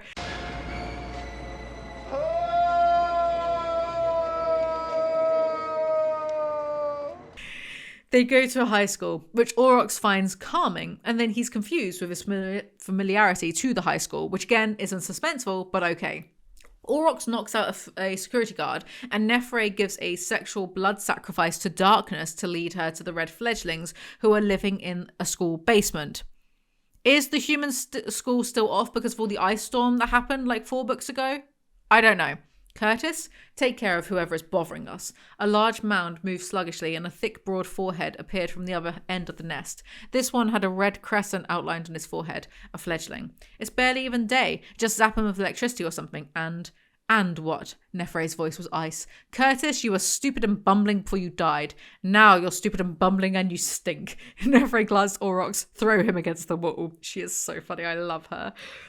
Aurox maybe kills Curtis. Who cares? Who the hell is Curtis anyway? Then Nefre tells them they need to be around vampires before they die again from the change, even though they already died from the change, but whatever, maybe they can come back as purple fledglings next. She demands they come back to the house at night or she will kill them. Good. That is the reason I want you there. Want you all there. Because we hate them? No, because of what your hatred controlled by me will cause, she said. And what's that? He asked. Nefre smiled. Chaos. I love how she's just Maleficent. Idiots! Imbeciles! Nefre tells Aurox to destroy the library and to tell Dallas to implant a false memory in the security guard that the library was vandalized. Are you some kind of demon? No, not a demon. I am Nefre's to command. Aurox turned away then, leaving them behind, but he could not leave their words behind. They followed him down the hallway. He's a freak, they whispered. Something's not right. Not even a freak made by darkness is safe from insecurity and angst. Maybe he'll be in a Bullet for My Valentine video. Chapter 13, Stark. Stark is dreaming. He was just thinking about how really great the dream would be if Zoey showed up on the beach in a bikini. Or maybe it'll be a European beach and Zoe would show up in a topless bikini. Now that would be even better. Yes, please tell me more about the 17-year-old's tits. Then Zoe appears in the dream to make out. She made that little sighing moan she made when she was feeling really good. I've just finished The Secret History, so to go from that to this clumsy juvenile writing is giving me brain freeze. But just as he was really getting into the dream, Zoe pulled back from him. He looked questioningly at her, thinking maybe it was going to be an awesome beyond awesome dream and she'd do a sexy little strip for him. Yes, tell me more about the sexy 17-year-old.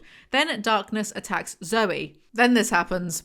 I'm trying, Zoe. I'm doing my best. But he was making no difference against darkness. By now, Z was wrapped completely. Cocooned like something a giant spider would snack on. And she was conscious and screaming for him to save her. Stark fought and fought, but there was nothing he could do. And as darkness pulled her from him, he saw Nefre, the puppet master commanding the black sticky strings. She stood just out of his sword reach and laughed as she tightened the threads around Zoe until his love, his queen, was strangled, killed and then absorbed by her enemy. In the dream, Stark stood there, sobbing and lost without his Zoe. In his mind, he heard a voice strong and clear. This will happen unless Zoe Redbird publicly breaks from Nefre. She must stand up to the sea skilly and stop these pretenses of a truce between them. Stark is going to be real useless if Nyx won't let him get a good night's sleep. Also, Nyx, do it yourself. Kill Nefre, leave these teens alone, you weirdo. He wakes up and Zoe is fine. A terrible, portentous chill shivered through his body. Cast did not just use the word portentous organically. Don't make me laugh. Put your thesaurus away. Stark tells Zoe a bit about the dream. First, ew, darkness getting me is disgusting. The savior of the universe, everyone. He then tells Zoe what happened. Okay, well, you're right. That is worse. She gave him what he knew was a brave smile. But you saved me, right? He didn't say anything. He couldn't. Hello, big strong guardian. You saved me, right? Why is this that Star Wars meme? And there was something else. Someone was telling me that what I dreamed would really happen unless you start standing up to Nefre. Zoe frowned. Hey, I do stand up to Nefre all the darn time. And what do you mean someone was telling you that? Was it Nyx? Did the goddess speak to you? Stark thought back, trying to recall the dream voice, but even though the horror of it was fresh, the specifics of it were already falling back into his consciousness. I can't really remember, but I don't think it was Nyx's voice, or at least not a voice of hers I recognised. I think you'd know for sure if it'd been the goddess. Plus, like I said, I do stand up to Nefre, so I don't know what your dream voice was talking about. Right. She takes it seriously every time Cramisha writes a silly limerick, but won't take her guardian's prophecy seriously. She's doing that thing where she's being ignorant on purpose again. Then they have sex, so who cares about prophecies and darkness and Zoe dying, because I sure don't. Zoe. They're going back to school the next day and Nefre is waiting for them. Zoe uses spirit to keep Shaylin's thoughts private from Nefre's mind reading. Ooh, Shaylin giggled as the element washed over her. That's so cool, and you're super purple when you do that. Is she 5? Aphrodite glanced at Refame. Can Nefre read your mind? Refame looked surprised by the question, but hardly hesitated before saying she cannot. You know that for sure? I asked. Yes, he said. How? Aphrodite asked. He doesn't have to explain to you, Stevie Ray said. Yeah, he does. Stark spoke before I could say anything. Stevie Ray, you're going to have to stop being so defensive about Refame. He used to be on Nefre's side. He might have info we could use. It's the way Stevie Ray has more loyalty to Refame than, good versus evil. I know Nefre can't read my mind because she didn't know about Stevie Ray and me. He took Stevie Ray's hand. I tried not to think about you when she was near, but I couldn't help myself. I thought of you. Often. Stevie Ray grinned and went up on her tiptoes to kiss him. Ugh, Aphrodite said. So, moving on quickly before I puke. I agree with Aphrodite. They arrive at the school at the same time as a bus full of red fledglings. It was about then that my mouth flopped open because after Dallas, a whole group of red fledglings, the bad red fledglings, including the totally awful Nicole and a very bruised up but still fat Curtis kid, exited the bus. Well, that's just rude. Wait, was Curtis the one with the red hair that they just bullied for being ugly? Huh. Dallas and Refame basically start pissing to mark their territory and Nefre goads everyone. Unpleasantness, Stevie Ray's voice was incredulous. They tried to kill me and Zoe. Zoe did kill some of us, Dallas shouted. That is true. And Zoe never even thinks about it, nor about those 2 human blokes she chucked under a moving truck. Nefre tells them all to get along or they will be expelled. There's darkness all around her, Stark said in a voice that was low, but not low enough. She's totally engulfed by it, Refame said. Totally, like a surfer dude, doesn't sound like something 500-year-old Refame would say or pick up so quickly, but whatever. Sure, it could just be totally, as in totally, but considering how slangish the other teens sound, it would be better to avoid any confusion and use a word like completely instead. Otherwise, I'm just going to picture Refame as Raphael the Ninja Turtle from now on. Absolutely, Stevie Ray said. Then she looked at Dragon and the other warriors. Don't y'all not see it? It's like sticky spiderwebs. She jerked her thumb at Dallas and the other red fledglings. I'll bet they can see it. Don't know what the hell you're on about, Dallas said. Do you still have imaginary tea parties in the basement of your dollies? Nicole asked sarcastically. Wow, Nicole. Gonna need a burn heel for that one. Good thing it expressly stated it was our sarcastic comment, because I thought Nicole was sincerely interested in their imaginary life. Rafame looked so totally teenage human boy grinning at his girlfriend. See, perfectly proved my point. Totally. They all go off, but Rafame talks to Zoey and tells her Kalona is skulking around somewhere because he can feel his presence and he's calling to Rafame telepathically. Chapter 14, Zoey. Calling you? What the hell do you mean? I don't hear anything. I kept gawking around expecting the booger man to jump at me. You have a psychic connection with Stark, you moron. Why is the savior of the universe such an idiot?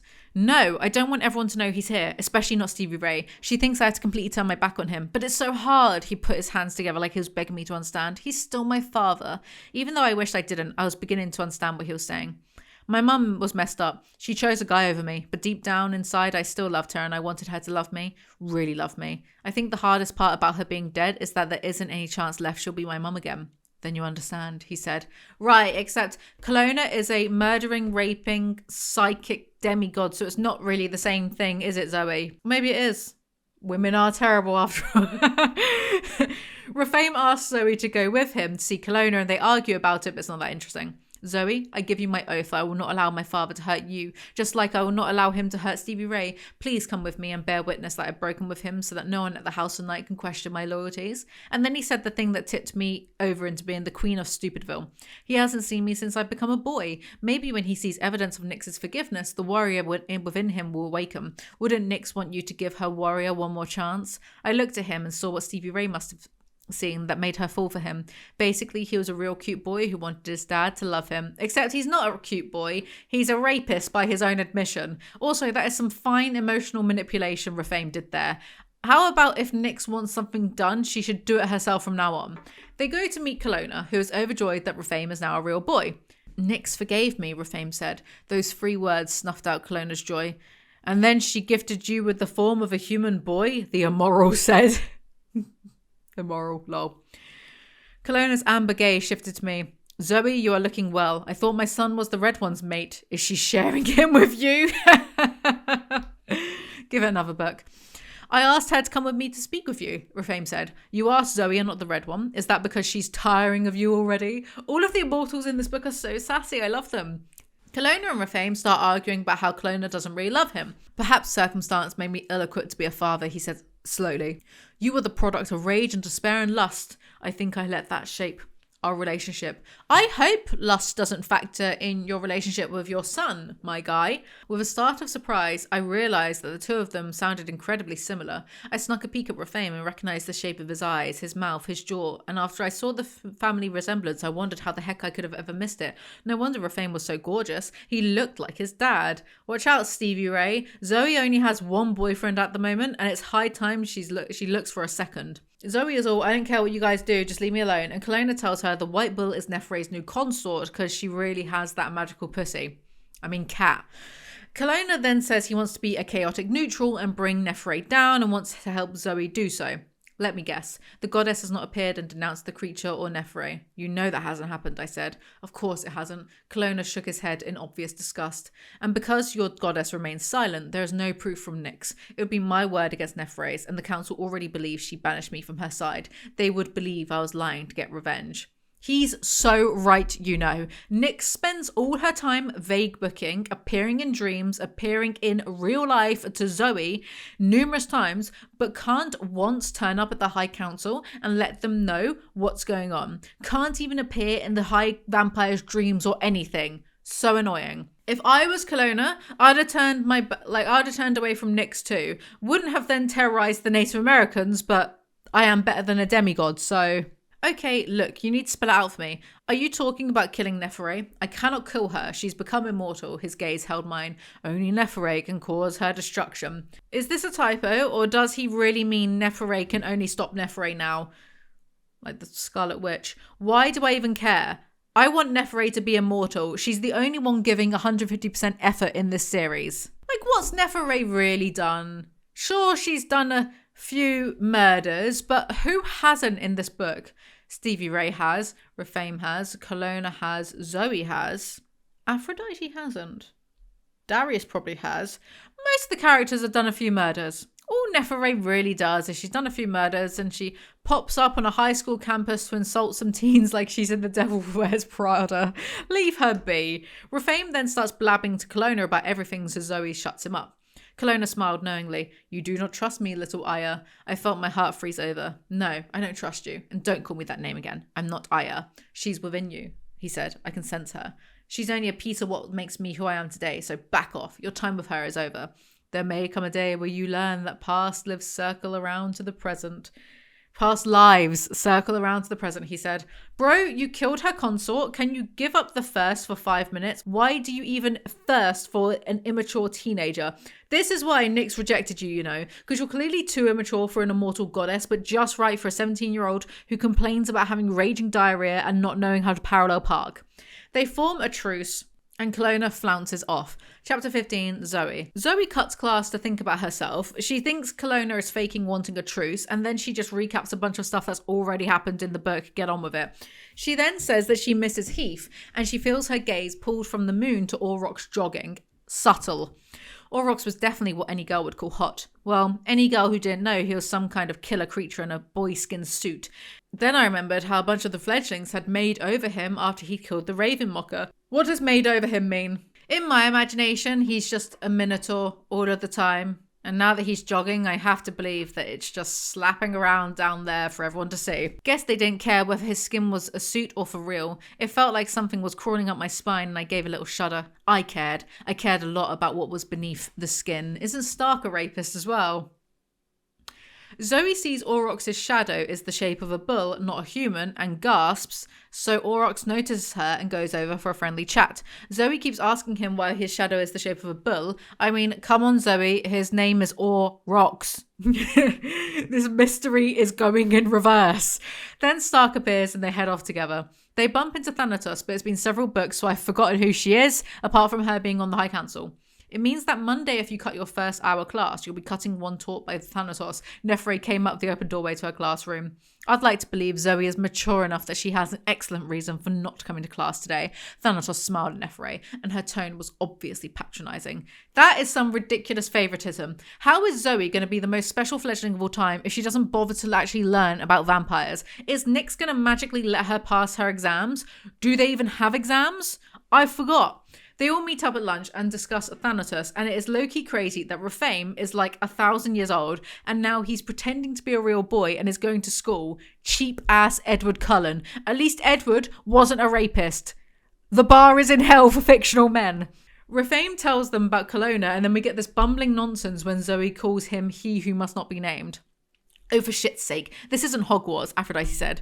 Wish it was, Erin said. Then Shawnee did something that shocked me worse than Kalona's visit. She didn't echo her twin. Instead, in a very small, very unlike twin voice, she said, You still care about him, don't you? Refame nodded once, just a little. Twin? Hogwarts? Erin said, looking a little lost. Twin, this is more important. Shawnee's eyes found Refame again. Dads are important. I didn't know you were close to your daddy. Stevie Ray said. I'm not, Shawnee said. That's why I understand how important they are. Not having one who pays any attention to you doesn't mean you don't wish they were different. Huh, Erin said, still looking befuddled. I didn't know that bothered you, twin. Shawnee shrugged and looked uncomfortable. I don't like to talk about it much. Is Shawnee showing basic empathy to foreshadow Erin and her drifting apart because Erin turns evil because PC Cast fell out with the real life person Erin is based on? Spoiler alert, yes. I looked at Stevie Ray. Her face had gone real white. We'll all be with you, I said. And Thanatos is a powerful vampire, a member of the High Council. She's not going to let anything happen. Shekinah was the leader of the High Council and she got killed on her first day here, remember? Stevie Ray said. Oh yeah, that. Crazy that basically vampire president got killed on campus, and beyond the Sons of Erebus being here, no one else in the vampire world seems to give a shit. I'm not sure how much weight I should give to anything in this story. The characters are all quippy, wanksting shells who talk about darkness and deception, which may or may not be characters themselves. I don't care. But the main villain is in the school with them the whole time. People just die or get dismembered, and there's rival weirdos who take the bus to be snarky with them. This is like if I had a fever dream and was also a complete idiot. The twins seemed out of sync, and Erin kept giving Shawnee looks that went from annoyance to confusion to back again, all because she didn't join in on her lame joke. Chapter 16, Zoey. Zoey and Lenobia are admiring the cowboy's mount. His horse isn't bad too. Underestimating her would be a mistake. He shot another look at Lenobia and added, but then underestimating females in general isn't a good idea, boy. Love a bloke who refers to women as females. Does he, perchance, also play video games? Is he on Xbox Live? The fledglings want to go on a field trip with Travis. One of the kids wanted to see Bonnie in action on a trail ride. I'll be happy to take some of them out with me and a few horses on a clear night. I grew up around Sapulpa, and I know the old oil paths on the ridges there like the back of my hand. I saw Lenobia sucking in a breath and was sure she was getting ready to blast the cowboy into the stratosphere. Hey, Lenobia, how about you lighten the fuck up? Huh. So now with the approval of a tougher-than-tough vampire professor, a human cowboy was telling an ex-raven mocker, some undead guys, and a bunch of fledglings what to do. Huh, this is a bad paragraph and you should feel bad for it. Yes, I'm barrel scraping right now, but nothing is happening, so leave me alone. By the time we rounded up all the kids, got on the short bus and drove back to the depot, it was just a little before 6 a.m. Even I was tired and unbelievably glad it was the weekend. What do you mean even? You're always tired. Didn't you just take a month off on an island in Scotland because you were tired? The usual crew meet for a debrief, and Cromisha has another poem for them that came to her in Latin class. Latin? Seriously? Aphrodite said. Your English isn't even that great. Non scolae sed vitae decimus. I want to take Latin. Just throwing that out there. Cromisha said smoothly. There was a giant silence, then Stevie Ray said, dang, Latin always sounds so smart. Good job, Cromisha. This roughly translates via Google to, we learn not in school but in life, except that doesn't even make sense since you said you were just learning Latin in class at school.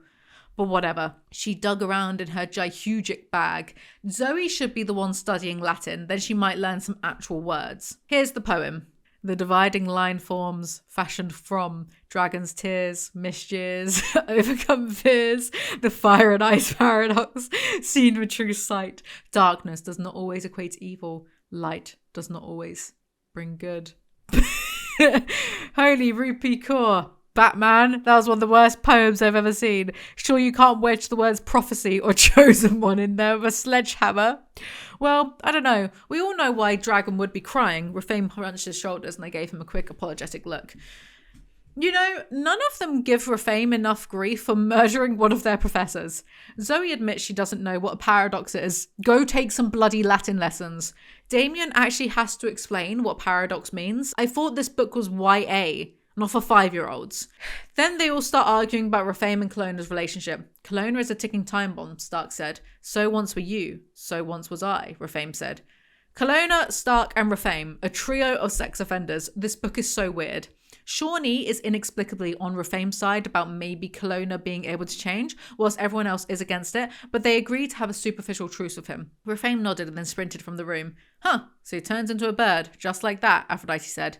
Besides the fact it hurts and humiliates him, yeah, just like that, Stevie Ray said, and with a little sob, she bolted from the kitchen. Oh, for shit's sake, I was just asking. She doesn't need to be so sensitive about it. Agreed. Stevie Ray is pathetic and one of the worst girls. How would you feel if Darius turned into a bird every day? I asked her, trying futilely to get her to empathise with Stevie Ray. Annoyed, she said. I like to cuddle. Aphrodite seemed to be considering something. Then she added, you know, she might try sticking him in a really, really big cage just before dawn. Maybe she could tame him. We all gawked at her. What? It's an idea. One best kept to yourself, Damien said. He turns into a raven, so it's not a bad idea considering how smart they are. At the very least, she can train him to get shiny trinkets for her or money. Win-win. Zoey finds Stevie Ray blubbering about how Rafame isn't evil anymore because she said so, but she's worried Kalona will get him to mess up and then Nyx will take away his humanity. But Zoey reminds her Nyx doesn't remove gifts because of free will. Yeah, right. Then she goes to sleep. Kalona has been stalking Stark in his mind to try to manipulate him. Of course, it did tend to be easier if the boy was distracted by either making love to Zoey or when he was asleep and dreaming. Initially, Kalona had preferred entering Stark as he entered Zoey. It was indeed pleasurable. Kalona, you cuck. I'm sure it's meant to be mentally, but I'm just imagining him doing the do with Stark. Stark is dreaming about talking to his otherworld self because he's that self-obsessed, so Kalona eavesdrops and it's so try-hard. Crappy day? Flip nuts? Yeah, and you're the turd cherry on top of this banana split of a crap day. Hey Stark, no problem. You can always count on me to keep you real. So why don't we talk about how today would have been lots easier if you'd manned up and hadn't been so flipping nice? Yeah, other. That's the one thing I can count on you from you. A bad attitude. Yeah, flip nuts. My attitude sucks. But I don't cry about having bad days. You can count on that. Imagine writing this as an adult. We need to bring back shaming people in the stocks. Stark tells himself he doesn't trust Shawnee. The other laughed. You mean one half of the twin duo? So they're both causing you stress. Hey, how about this? Instead of crying about it, you dump Zoey and make yourself the middle of a twin sandwich. Those bitches are hot. And that's what's up. Then Kalona leaves. Chapter 17, Shawnee. Really, twin? Go with Cramisha and Afro slur. My stomach is still messed up from the Lunchables I had for breakfast. I need to stay here closer to the bathroom, Shawnee said. Ew, twin. I tried to tell you Lunchables aren't a breakfast food, Erin said. Number 1, Afro slur, ew. Number 2, if this was written in 2024, it would say Lunchly instead of Lunchables, and that's how I know we are regressing as a society. Anyway, a bunch of them leaves to go shopping, and Shawnee stays behind with a stomachache so she can think about herself. The writing is on the exact level of a mouldy Lunchly.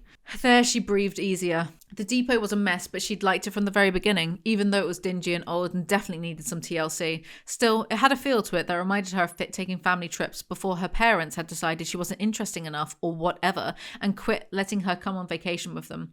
It wasn't like she'd had a crappy life before she'd been marked. They'd had money. She'd gone to a cool private school back in Connecticut. She'd been popular and busy and lonely.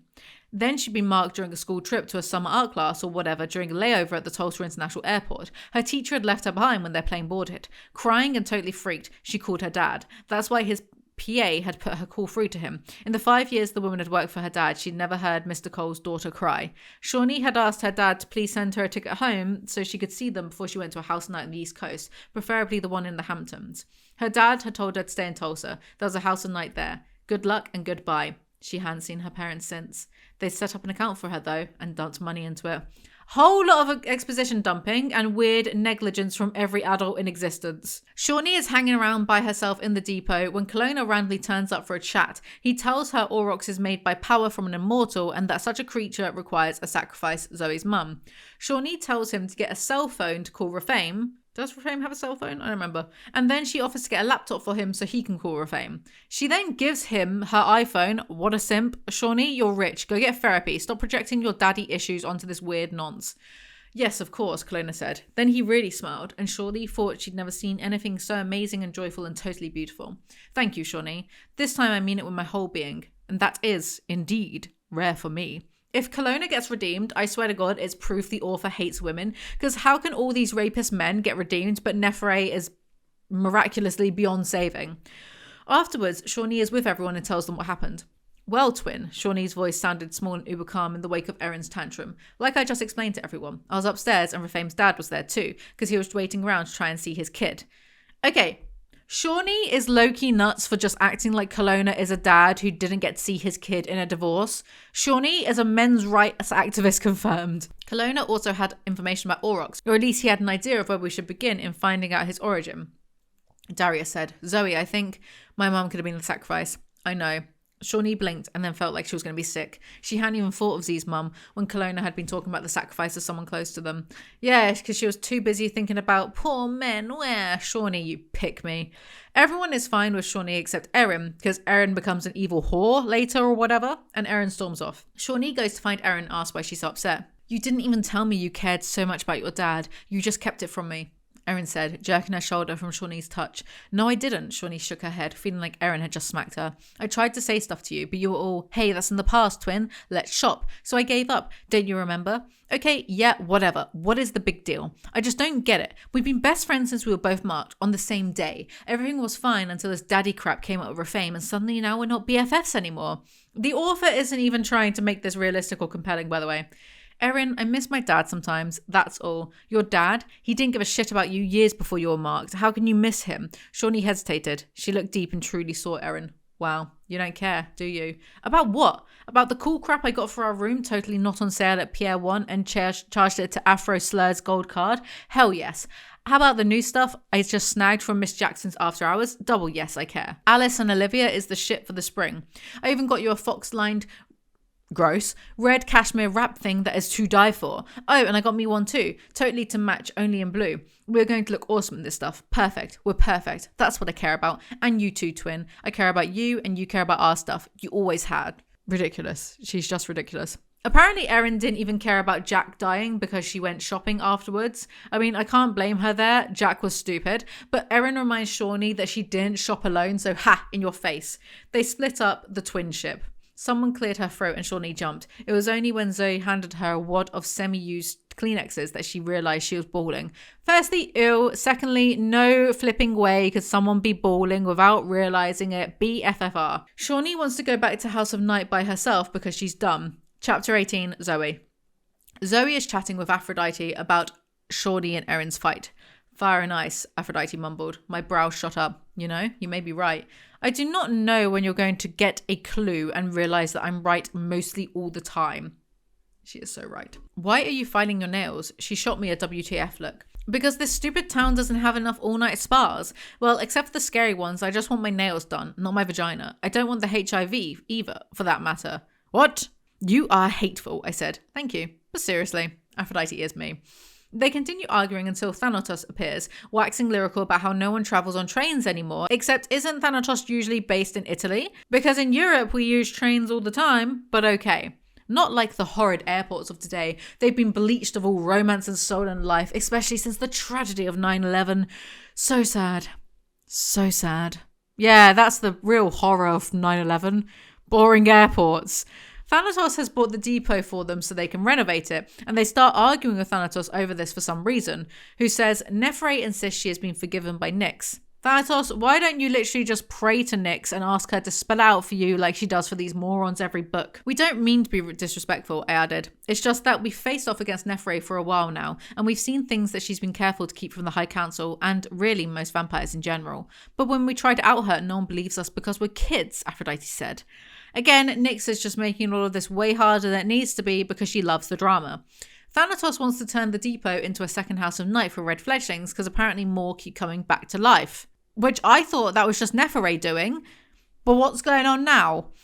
So you know about Shaylin? I asked, holding my breath. Yes. Nephre announced she was blind before she had been marked and that now she has sight. She extrapolated that the poor child was broken, so she didn't need to die to receive the red markings. I wanted to stand up for Shaylin and say that she wasn't broken, that she was special, but my gut told me to continue to keep my mouth shut about her true sight.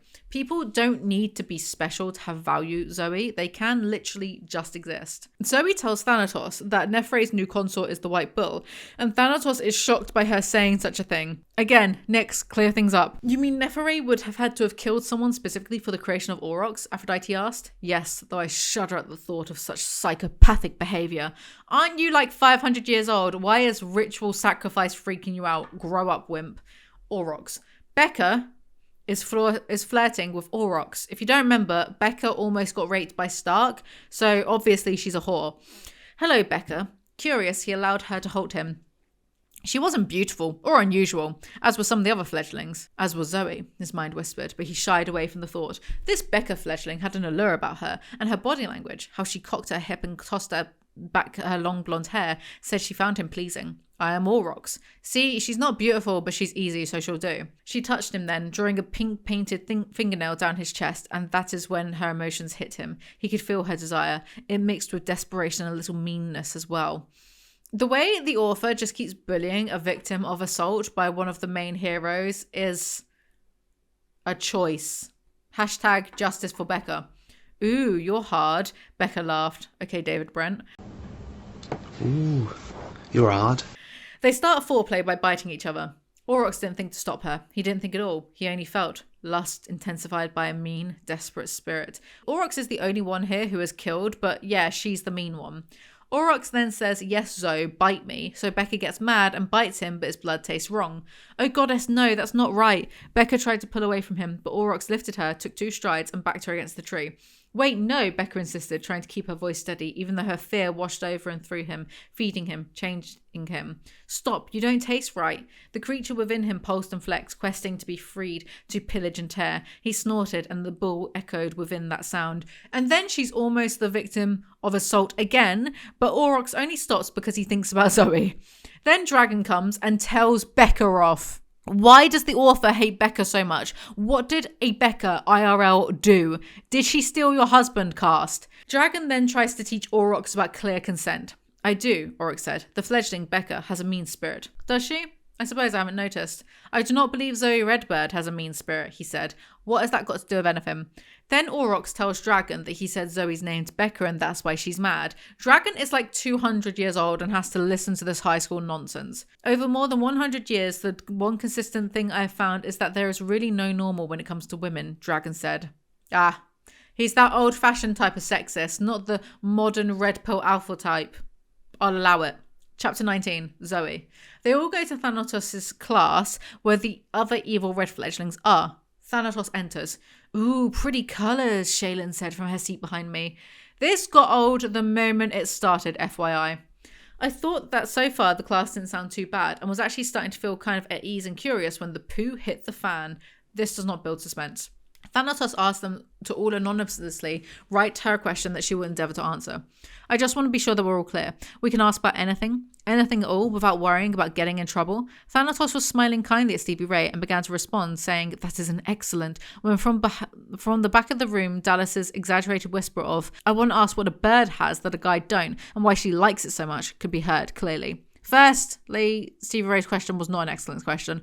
Secondly, this is cartoon bullying and I'm not taking it seriously. Stevie Ray grabbed Rafame's hand and I knew it was to keep him from getting up to confront Dallas. Then I wasn't paying attention to my BFF or her boyfriend as Thanatos reacted. The change that came over her was fast and utterly, totally scary. She seemed to grow larger. Wind whipped around her, lifting her hair. When she spoke, I was reminded of that scene in Lord of the Rings when Galadriel gave Frodo a look at what kind of terrible queen she would become if she took the ring from him. Behave. Thanatos yells Dallas into submission. Also, I like that Zoe always calls Stevie Ray her BFF, but since Rafame has appeared, Stevie Ray is always with him, and Zoe hangs out with Aphrodite more, who also has a boyfriend, but isn't a loser that ditches her friends for him all the time. Thanatos asks if Rafame and Aurox need help with reading or writing as they aren't human. Rafame shook his head and answered, I don't need help. I can read and write several languages of man. Wow, really? I didn't know that, Stevie Ray said. He smiled sheepishly and shrugged. My father found it useful. He is too old for Stevie Ray. Also, he would have learned that hundreds of years ago, so surely it wouldn't actually be very helpful for modern day American English. You telling me that Rafame knows what a skibbity toilet is? Aurox can read and write but doesn't know how he knows. Aurox's question is, what am I? Existence is a nightmare for him. He's like that parrot, Alex the grey parrot. Thanatos spends the rest of the class lecturing them about imprinting. I expected Thanatos to give us the standard just say no speech we've been given about imprinting, the imprinting thing from day one, but I was wrong. She talked frankly about the pleasure and beauty of a proper imprint, as well as the tragedy of one going wrong. She was interesting and funny, in a dry British kind of way. It seemed like I blinked and the bell rang, and the bell for the end of the hour was chiming. I guess we'll just have to take your word for it that she's funny. I hung a little behind, waiting for Aphrodite, who was still in a deep but surprisingly respectful discussion with Thanatos about imprinting.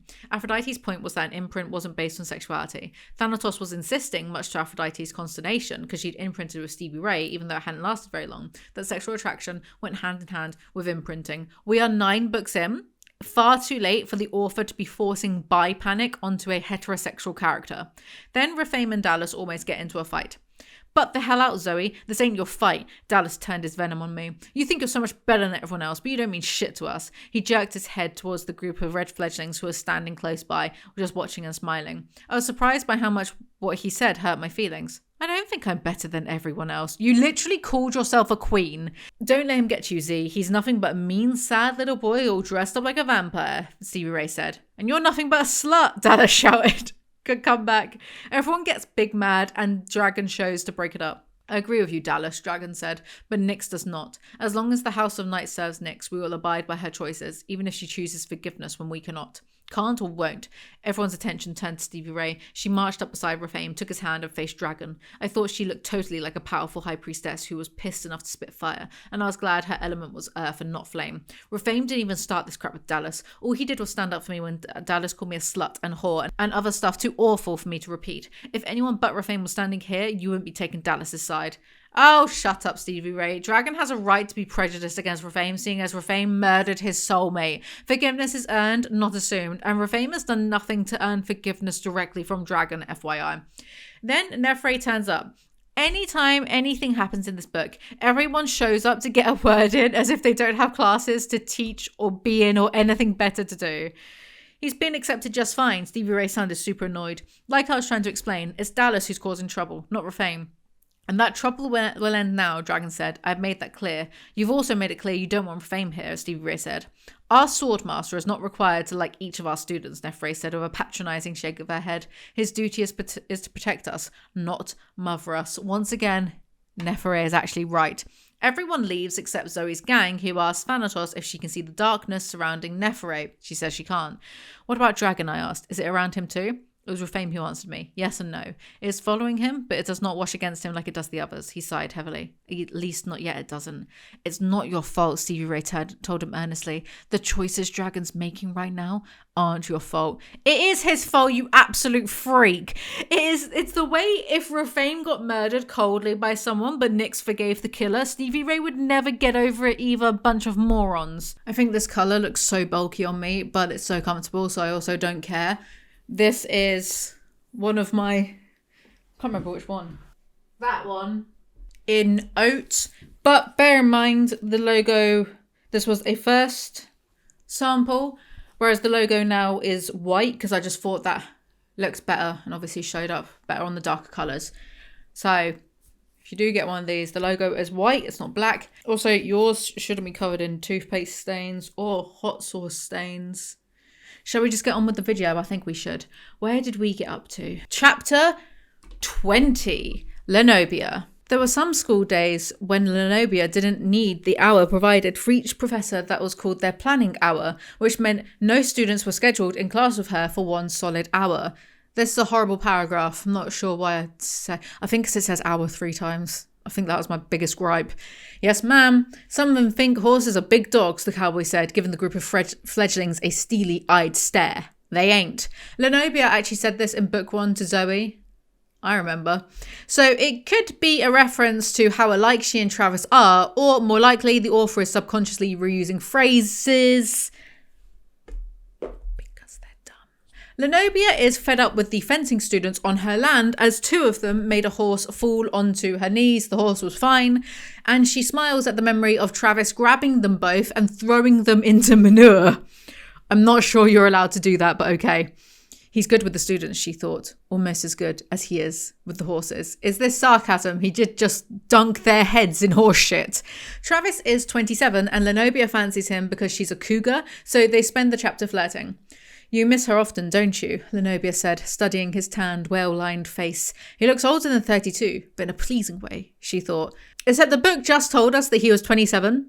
32 ain't old. There's not that much difference between 37 and 32. So the 32 sounds really arbitrary here. Would have been better if she said he looked late 30s instead, especially with his well-lined face, I'm assuming, from being out in the sun all the time.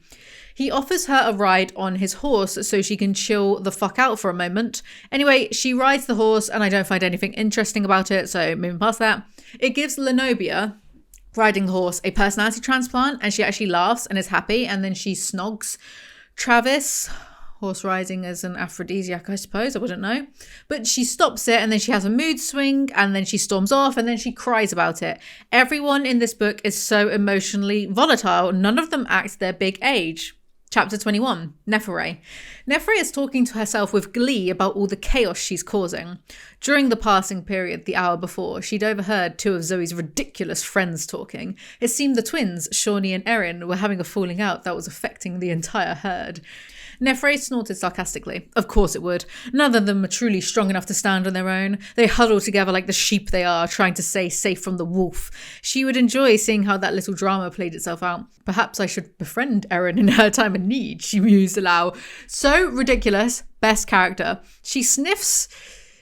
Like, she opens a window and she just starts sniffing the campus, and she sniffs everyone's emotions in the school this way, and she feels that Travis is upset about Lenobia. It's so delicious. Everything is going according to my plans.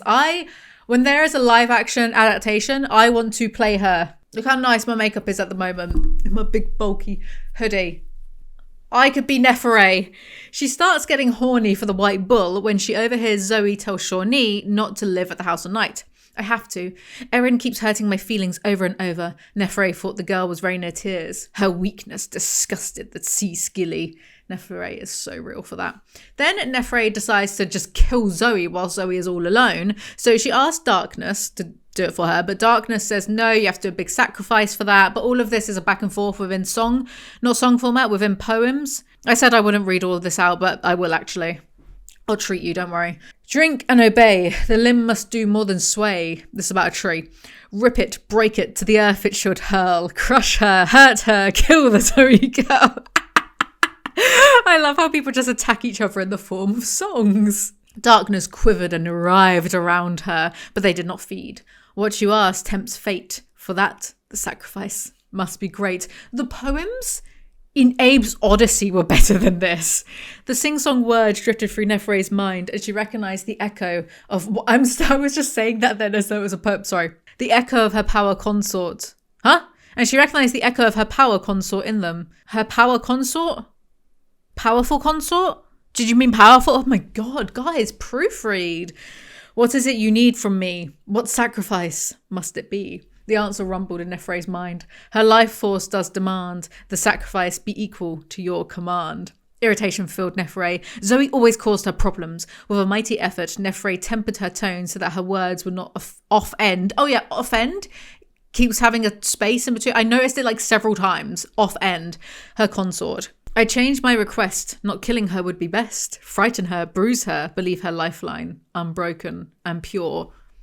That didn't rhyme. With a powerful abandon, the threads of darkness descended upon the blood pooled in Nephire's hand. She did not flinch. She did not cry out. Nephire smiled and pointed at the tree.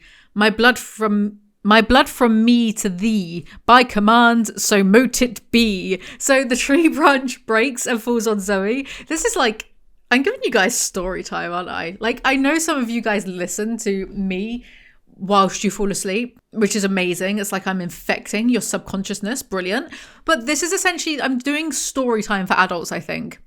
Anyway, the tree branch falls on Zoe, but she's rescued by Aurox at the very last second. Zoe. So I just done a good thing. Two good things, actually. I talked Shawnee out of leaving the depot and I picked up litter. I was holding the pop can thinking about how much I'd like a nice cold drink of brown pop when the wind, which had been acting crazy all night, blew a giant gust and crack, the gigantic branch directly above me broke off the tree. I didn't have the time to do anything but gawk in silent frozen horror, and then he hit me from the side, low and hard, like I'd seen players do a zillion times on the football field.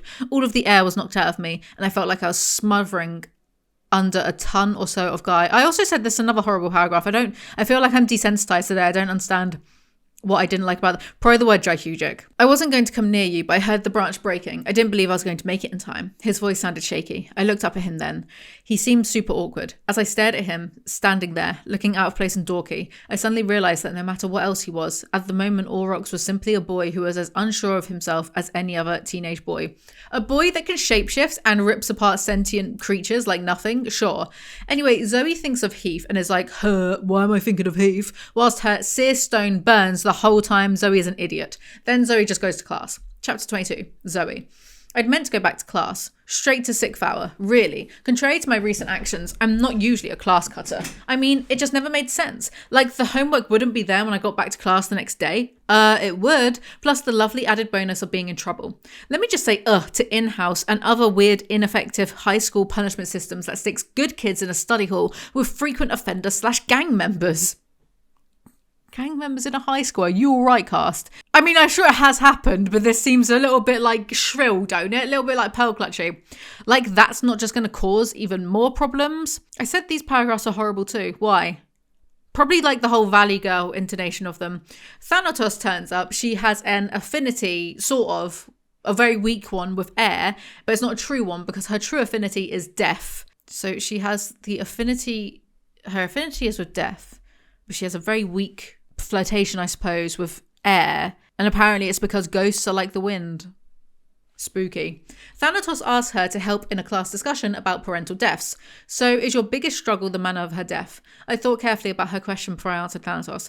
I think that is part of it. I think knowing exactly what happened to her would help me have closure, but there's also the fact that now she's gone, there's no chance she and I will be close again. But that chance is only over for you and her in this lifetime. If she waits in the other world, you could reunite there, Thanatos said. Did she know the goddess? That is exactly what I've been saying for 9 books straight now. Zoey tells Thanatos her mum was murdered.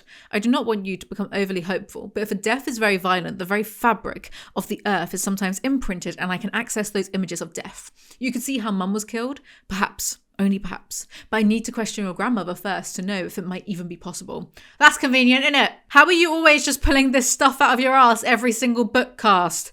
Thanatos takes Grandma Redbird's number to sort out seeing the farm ASAP, and then she tells Zoey not to tell anyone, but she can actually see the darkness around Nefre and the evil red fledglings. Why? Why should I know and not them, like her friends? Instead of a clear answer, she just started talking. I have lived almost 5 centuries. For most of the time, I have dealt with death daily. I have seen darkness. I have seen its carnage, its waste, its wages. I recognize its threads and shadows all too well. Perhaps it is because I have watched it for so long that I can also see which is its opposite, which causes the strength of darkness to weaken, to falter. What are you talking about? I wanted to scream. You. Rolling my eyes. You, Zoey Redbird. There is something about you that cannot be touched by darkness. Therefore, it's your fate to stand in the light and lead the battle against evil. I actually sighed when I read that. I don't want this. I just want to be a normal kid. That may be part of why this has fallen on your shoulders, young High Priestess, because you do not want it. Perhaps the power that goes with the claiming of it will not be able to corrupt you. Like Frodo, I whispered, more to myself than Thanatos. He never wanted the damn ring. J.R. Tolkien. Good books. Excellent movies. Zoey don't really mind it though. She actually loves being the most special fledgling of all time, despite what she says. That's cool for you, but let's go back to the ring bearer stuff. If I remember correctly, and I do because I've seen the long extended version of the movies like a gazillion times, Frodo is basically destroyed by this ring that he didn't want to bear, and thereby he saves his world from darkness, Thanatos said. I felt a freezing shiver wash down my spine. I don't want to die, not even to save the world. Death comes to us all, Thanatos said. I shook my head again. I'm no ring bearer. I'm just a kid. Referencing better books doesn't make you better by proxy. Also, he was fine afterwards. The thing that was giving him grief was this from the lead Witch King. The stab, the wound. That was giving him grief. That's why he had to, go off in the end. Anyway, Thanatos then says that she needs proof to get all of the High Council to fight against Nefre, and that's what she's here at the school to do. Shawnee is sad that she and Erin aren't twins anymore. Snore. When had she lost Shawnee and become twin? She really didn't know. They'd been marked the same day and arrived at the Tulsa House of Night the exact same hour, and they'd been friends right away. Shawnee had thought that it had been because they were like soul sisters, because it hadn't mattered. Shawnee had thought that had been because they were like soul sisters, because it hadn't mattered that she was black and Erin was white, that she was from Connecticut and Erin from Tulsa.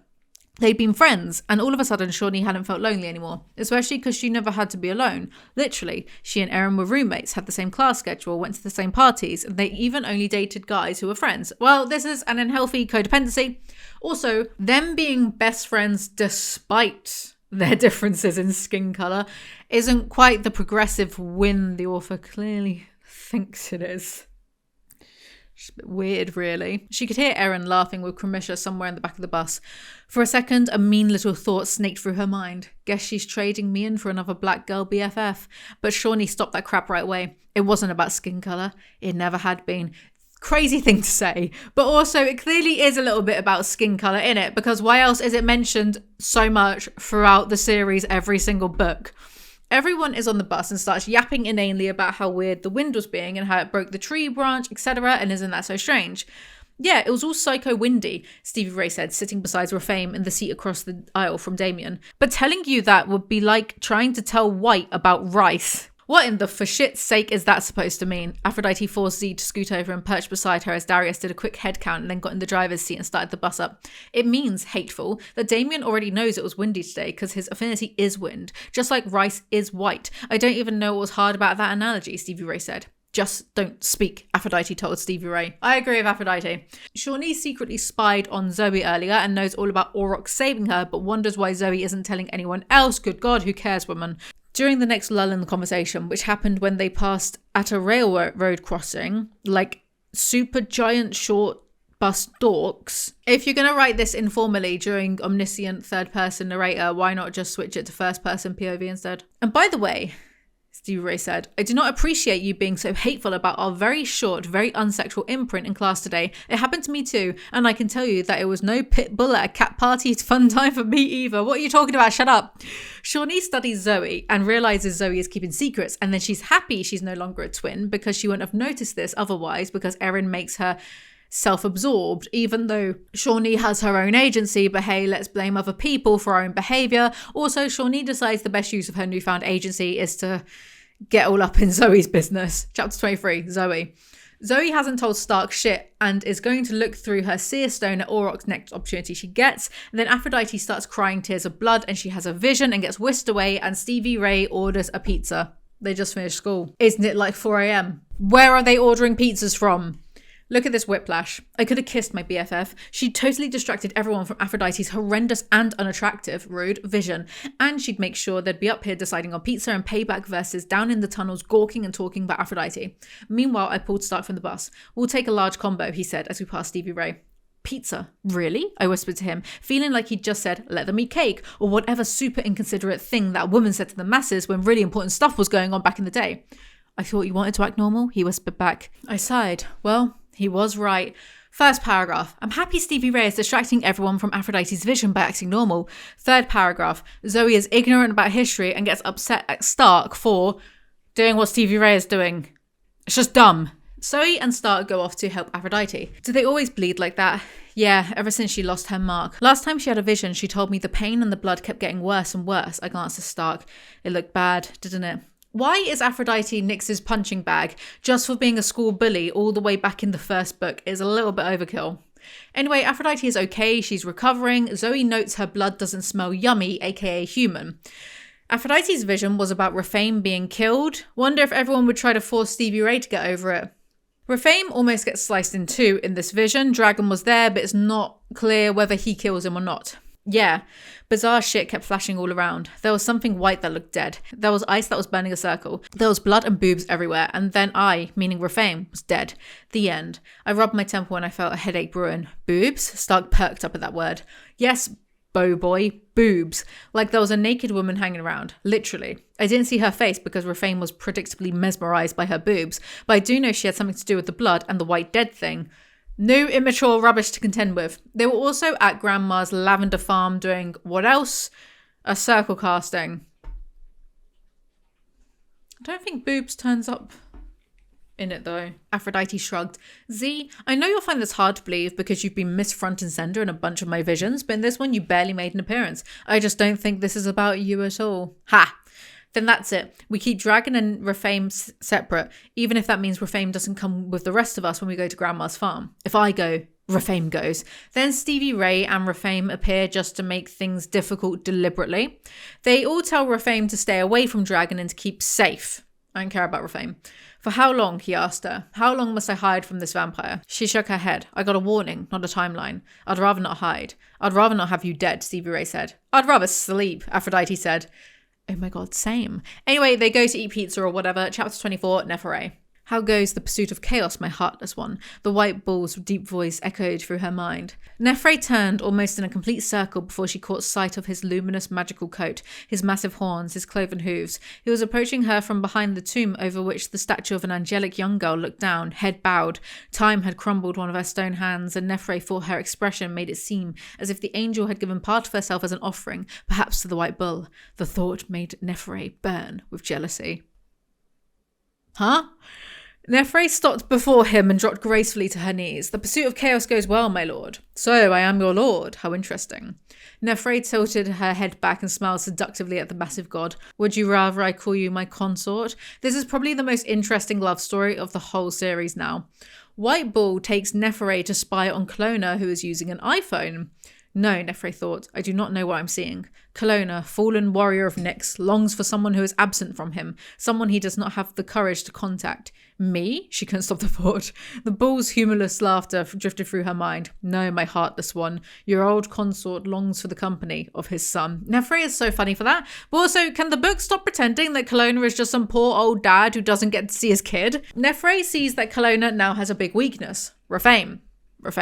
It's just more yapping about the vision and Stevie Ray worrying about Rafame, but Rafame is happy about the death vision because it means he's human.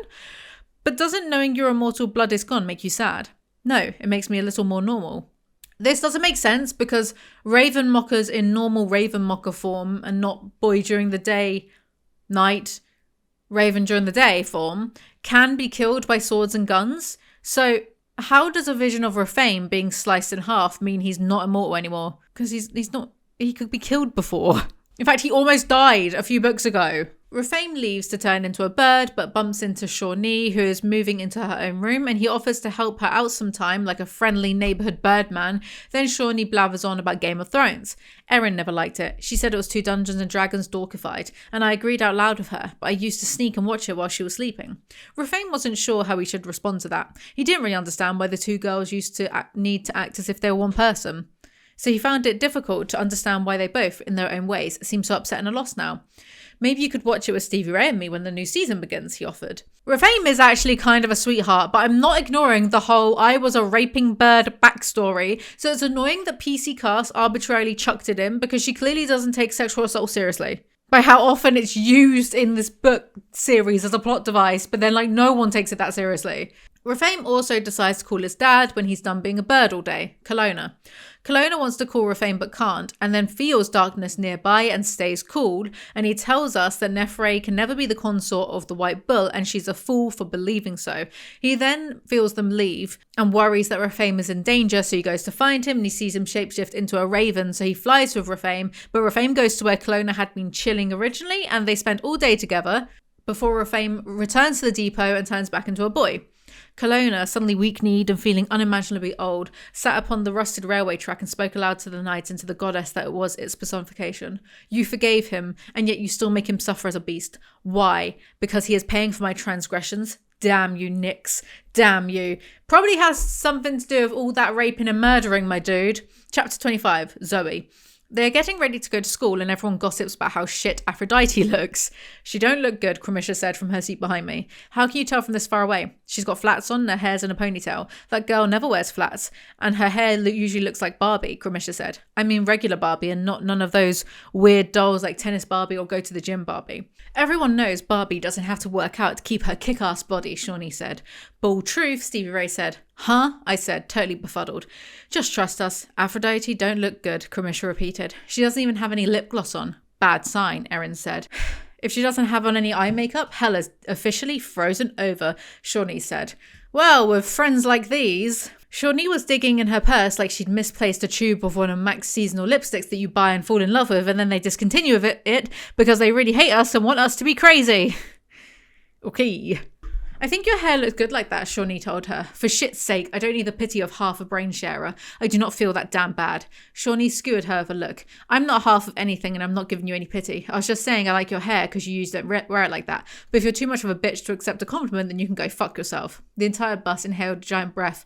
The silence was total and frightening. I wasn't sure whether I should summon the elements or run. Then Aphrodite pulled her sunglasses down on her nose and looked over their rims at Shawnee. Her eyes were pink-tinged and bruised and just all around horrendously unattractive, but they were shining with humour. I think I like you using a brain of your own. Aphrodite is me. Stark is in a good mood because he had good sleep, probably because Kalona was too busy following his own son around all day rather than bothering Stark.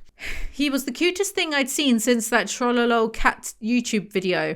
It's not a real sentence. They go to class with Thanatos for the whole dealing with mortals dying lecture, and Zoey talks about being in the other world with Heath.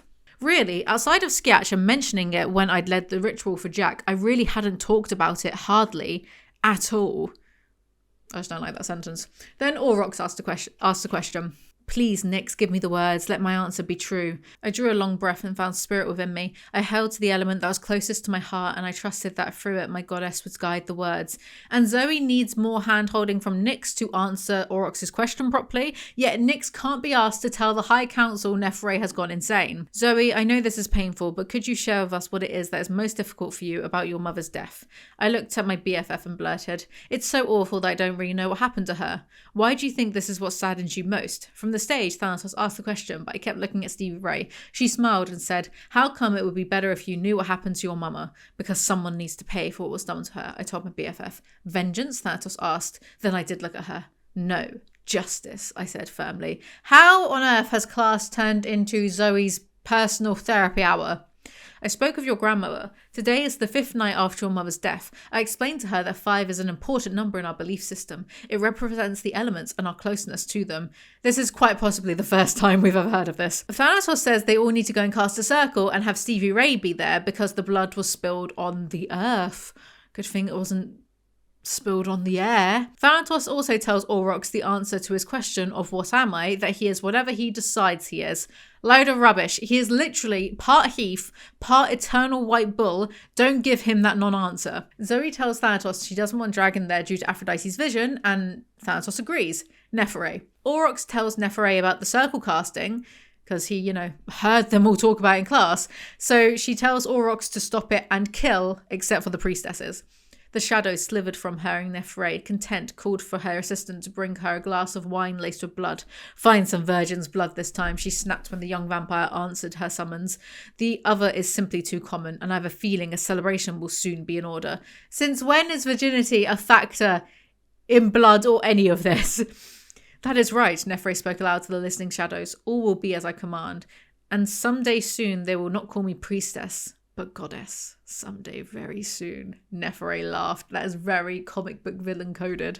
Chapter 26. Dragon. Dragon's instinct, which is just another fancy word for Nyx, tells him to observe Zoey, and he finds Darius trying to sneak off. He questions him, then finds out about the ritual, so he storms off to Thanatos to find out why he's not been included, because he's very sad about it. Dragon, 2 other warriors will be present, and the power of Zoe's circle will be strong. The students are protected, and Swordmaster, let me add that I have seen a deep, disturbing change in you since the death of your mate. Yeah, well, no shit. Dragon decides he will just go to the ritual anyway. Zoey. They are all scared and whining on the bus about the ritual. Because it is a reveal ritual, and the spell I cast will allow those present to see which has been hidden, each of you must bring to the altar something that reveals a truth about yourself that is usually hidden. This sounds very contrived. I expected Thanatos to sit down, like a normal teacher, and bounce along with the rest of us. Instead, she took a firm hold of the handicapped sigh rail with one hand. Why are we sighing about that? Then the gang braids magical flowers for Stevie Ray to wear as a crown to help during the ritual. They travel to the farm. Chapter 27, Aurox. Aurox is glad he doesn't need to kill Zoey, and he's feeling rebellious against Nephre. Aurox, which didn't take long at all, did it? Aurox arrives to the farm, realizes Nephre and the White Bull killed Zoey's mum, and then he sits and waits. Dragon. Duty was everything. His task was to keep the school and its students safe. A dragon protects its own. That's all he had left. The dragon. Your death has broken me. The dragon is all I have left to be. This is so edgy, dude. Zoey. They get to the farm. Zoey's grandma is there, blah, blah. They set up the circle with grandma inside. Where do you want me? Aphrodite asked. Outside the circle, protecting the only position that remains to the south. She is not a warrior, Darius said. No, she is something more powerful, a prophetess of our goddess. Do you doubt her strength? Right, but what's Aphrodite going to do if something attacks? Bleed from her eyes at them? To start the circle, they reveal the secret items they brought. Damien, a broken mirror to represent how broken he is without Jack. Shawnee, a feather to symbolise she's been afraid of being alone. Erin, an ice cube because she's frozen inside. Stevie Ray brought black paper because she's afraid of losing Refame to darkness. Grow up. Zoey a hair tie to represent all the ways she's being pulled by different people and she's worried she'll snap and shatter again forever. Zoey's ain't bad. Stevie Ray's is pathetic. She's known this bird for like a week. Chapter 28, Nephre. Nephre uses darkness tendrils to discover Aurox isn't preventing the ritual, so she argues with the white bull over how useless Aurox is. It could be he is thinking for himself rather than not at all. So he's lazy. I gave him a task and he's doing nothing. Nephre paused, controlled her temper and then sighed dramatically. It isn't that I mind so much for myself, but it seems disrespectful to you. Ah, my heartless one. It touches me that your concern is on my behalf. Perhaps the vessel does need prompting. I hope the big twist that's gotta happen in book 12, right, is that Nephre successfully wraps the white bull around her little finger with the power of her magical vampire puss. White Bull tells her he can prompt Aurox but requires a sacrifice in the form of a beast and that there are many felines around here. OMG, he's evil and we don't find out. I have no idea. What cat is getting it? Zoey. They cast a circle, finally. Water swirled around like an angry whirlpool, and then, just like fire and air. Nope. Yes, it gushed straight up into the lightning streaked sky. Clouds billowed and roiled, thunder clapped, growling with such fierceness that I cringed. No, Eren said quickly. Water's not mad at us. Neither is fire, Shawnee said. Nor wind, Damien said. The elements are outraged by the act that was committed here. Respectfully, why do the elements care? What are they? Are they sentient? What are they? Aurox. He doesn't want to stop the ritual, but then darkness attacks and takes over, forcing him to attack Refame. Zoey. Just before Zoey can call Spirit, Dragon bursts out and protects Refame from an incoming Aurox bull, but Aurox manages to chuck Refame through the air like a baseball. Aurox keeps trying to attack Refame, but Dragon defends him. Zoey finishes casting the circle, and they use the elements to do something. That's why they see the boobs. They then see Nephre naked, killing Zoey's mum, and then the vision disappears and Stevie Ray is crying about Refame. Where? Chapter 29, Kalona. Kalona is being a bitch somewhere and he goes to hit Nizrock for no reason, but then stops himself and he's nice-ish to his sons for a change. Then Stevie Ray rings him to yell Refame needs help, so he flies off. Zoey. She tries to close the circle, but it doesn't work because Death doesn't want them to. Then Dragon just dies and the circle closes and then the circle explodes and causes the bull to melt off of Aurox. Aurox tries to tell Zoey it wasn't him. Zoey uses the seer stone finally and she recognises him as part of Heath. Then Aurox turns into a bull and runs off, avoiding hurting Zoey. I meant to keep my eyes from looking at Dragon's body, but they didn't listen to me. He'd fallen not far from Refame. Just seeing his face, I would have thought he was sleeping. I mean, except for the trickle of blood coming from the corner of his mouth, he actually looked more at peace than he had since Anastasia's death. It was his body that was a disaster. Both arms had wounds in them. Aurox's horn had ripped through the fabric of his pants, leaving one of his thighs a hamburger meat-looking mess. Hamburger meat. Really, the only word for it is... Thanatos helps Dragon's spirit move on, and then they actually see Heaven, okay, the goddess's grove, and Dragon and Anastasia reuniting. It's so corny. The best reveal, best moment of this entire book is when it's revealed that Dragon's real name is Brian. I was in actual tears. Brian, the Swordmaster. Very touching. Anyway, the vision ends and Refame is dying or something and Kalona finally bothers to show up. He lives. Not for long, Thanatos said gently. Take what time is left to say your farewells. Death has marked Refame for her own. That is quite rude. So Kalona has a bitch fit over this. Good riddance, I say. And Thanatos is like, didn't you disown Refame anyway? So Stevie Ray literally has to teach Kalona that sometimes we say mean things and you should try just saying sorry. So Kalona does say sorry and he cries a single tear on Refame's forehead wound, which then heals like he's the Phoenix from Harry Potter and Refame comes back to life. Kalona stood. At that moment, he wasn't an alluring, powerful, downright scary immortal. He was just a dad who didn't have a clue what to say to his kid. He was just a boy, he was just a dad line has been used like 5 times in this book. And also, actually, he's a serial killing rapist. Zoey, you weirdo men's rights activist. Thanatos confirms Nephre will be stripped of her title of High Priestess and shunned. Dwight, how's it going, man? Yes, I have decided to shun Andy Bernard for the next 3 years, which I'm looking forward to.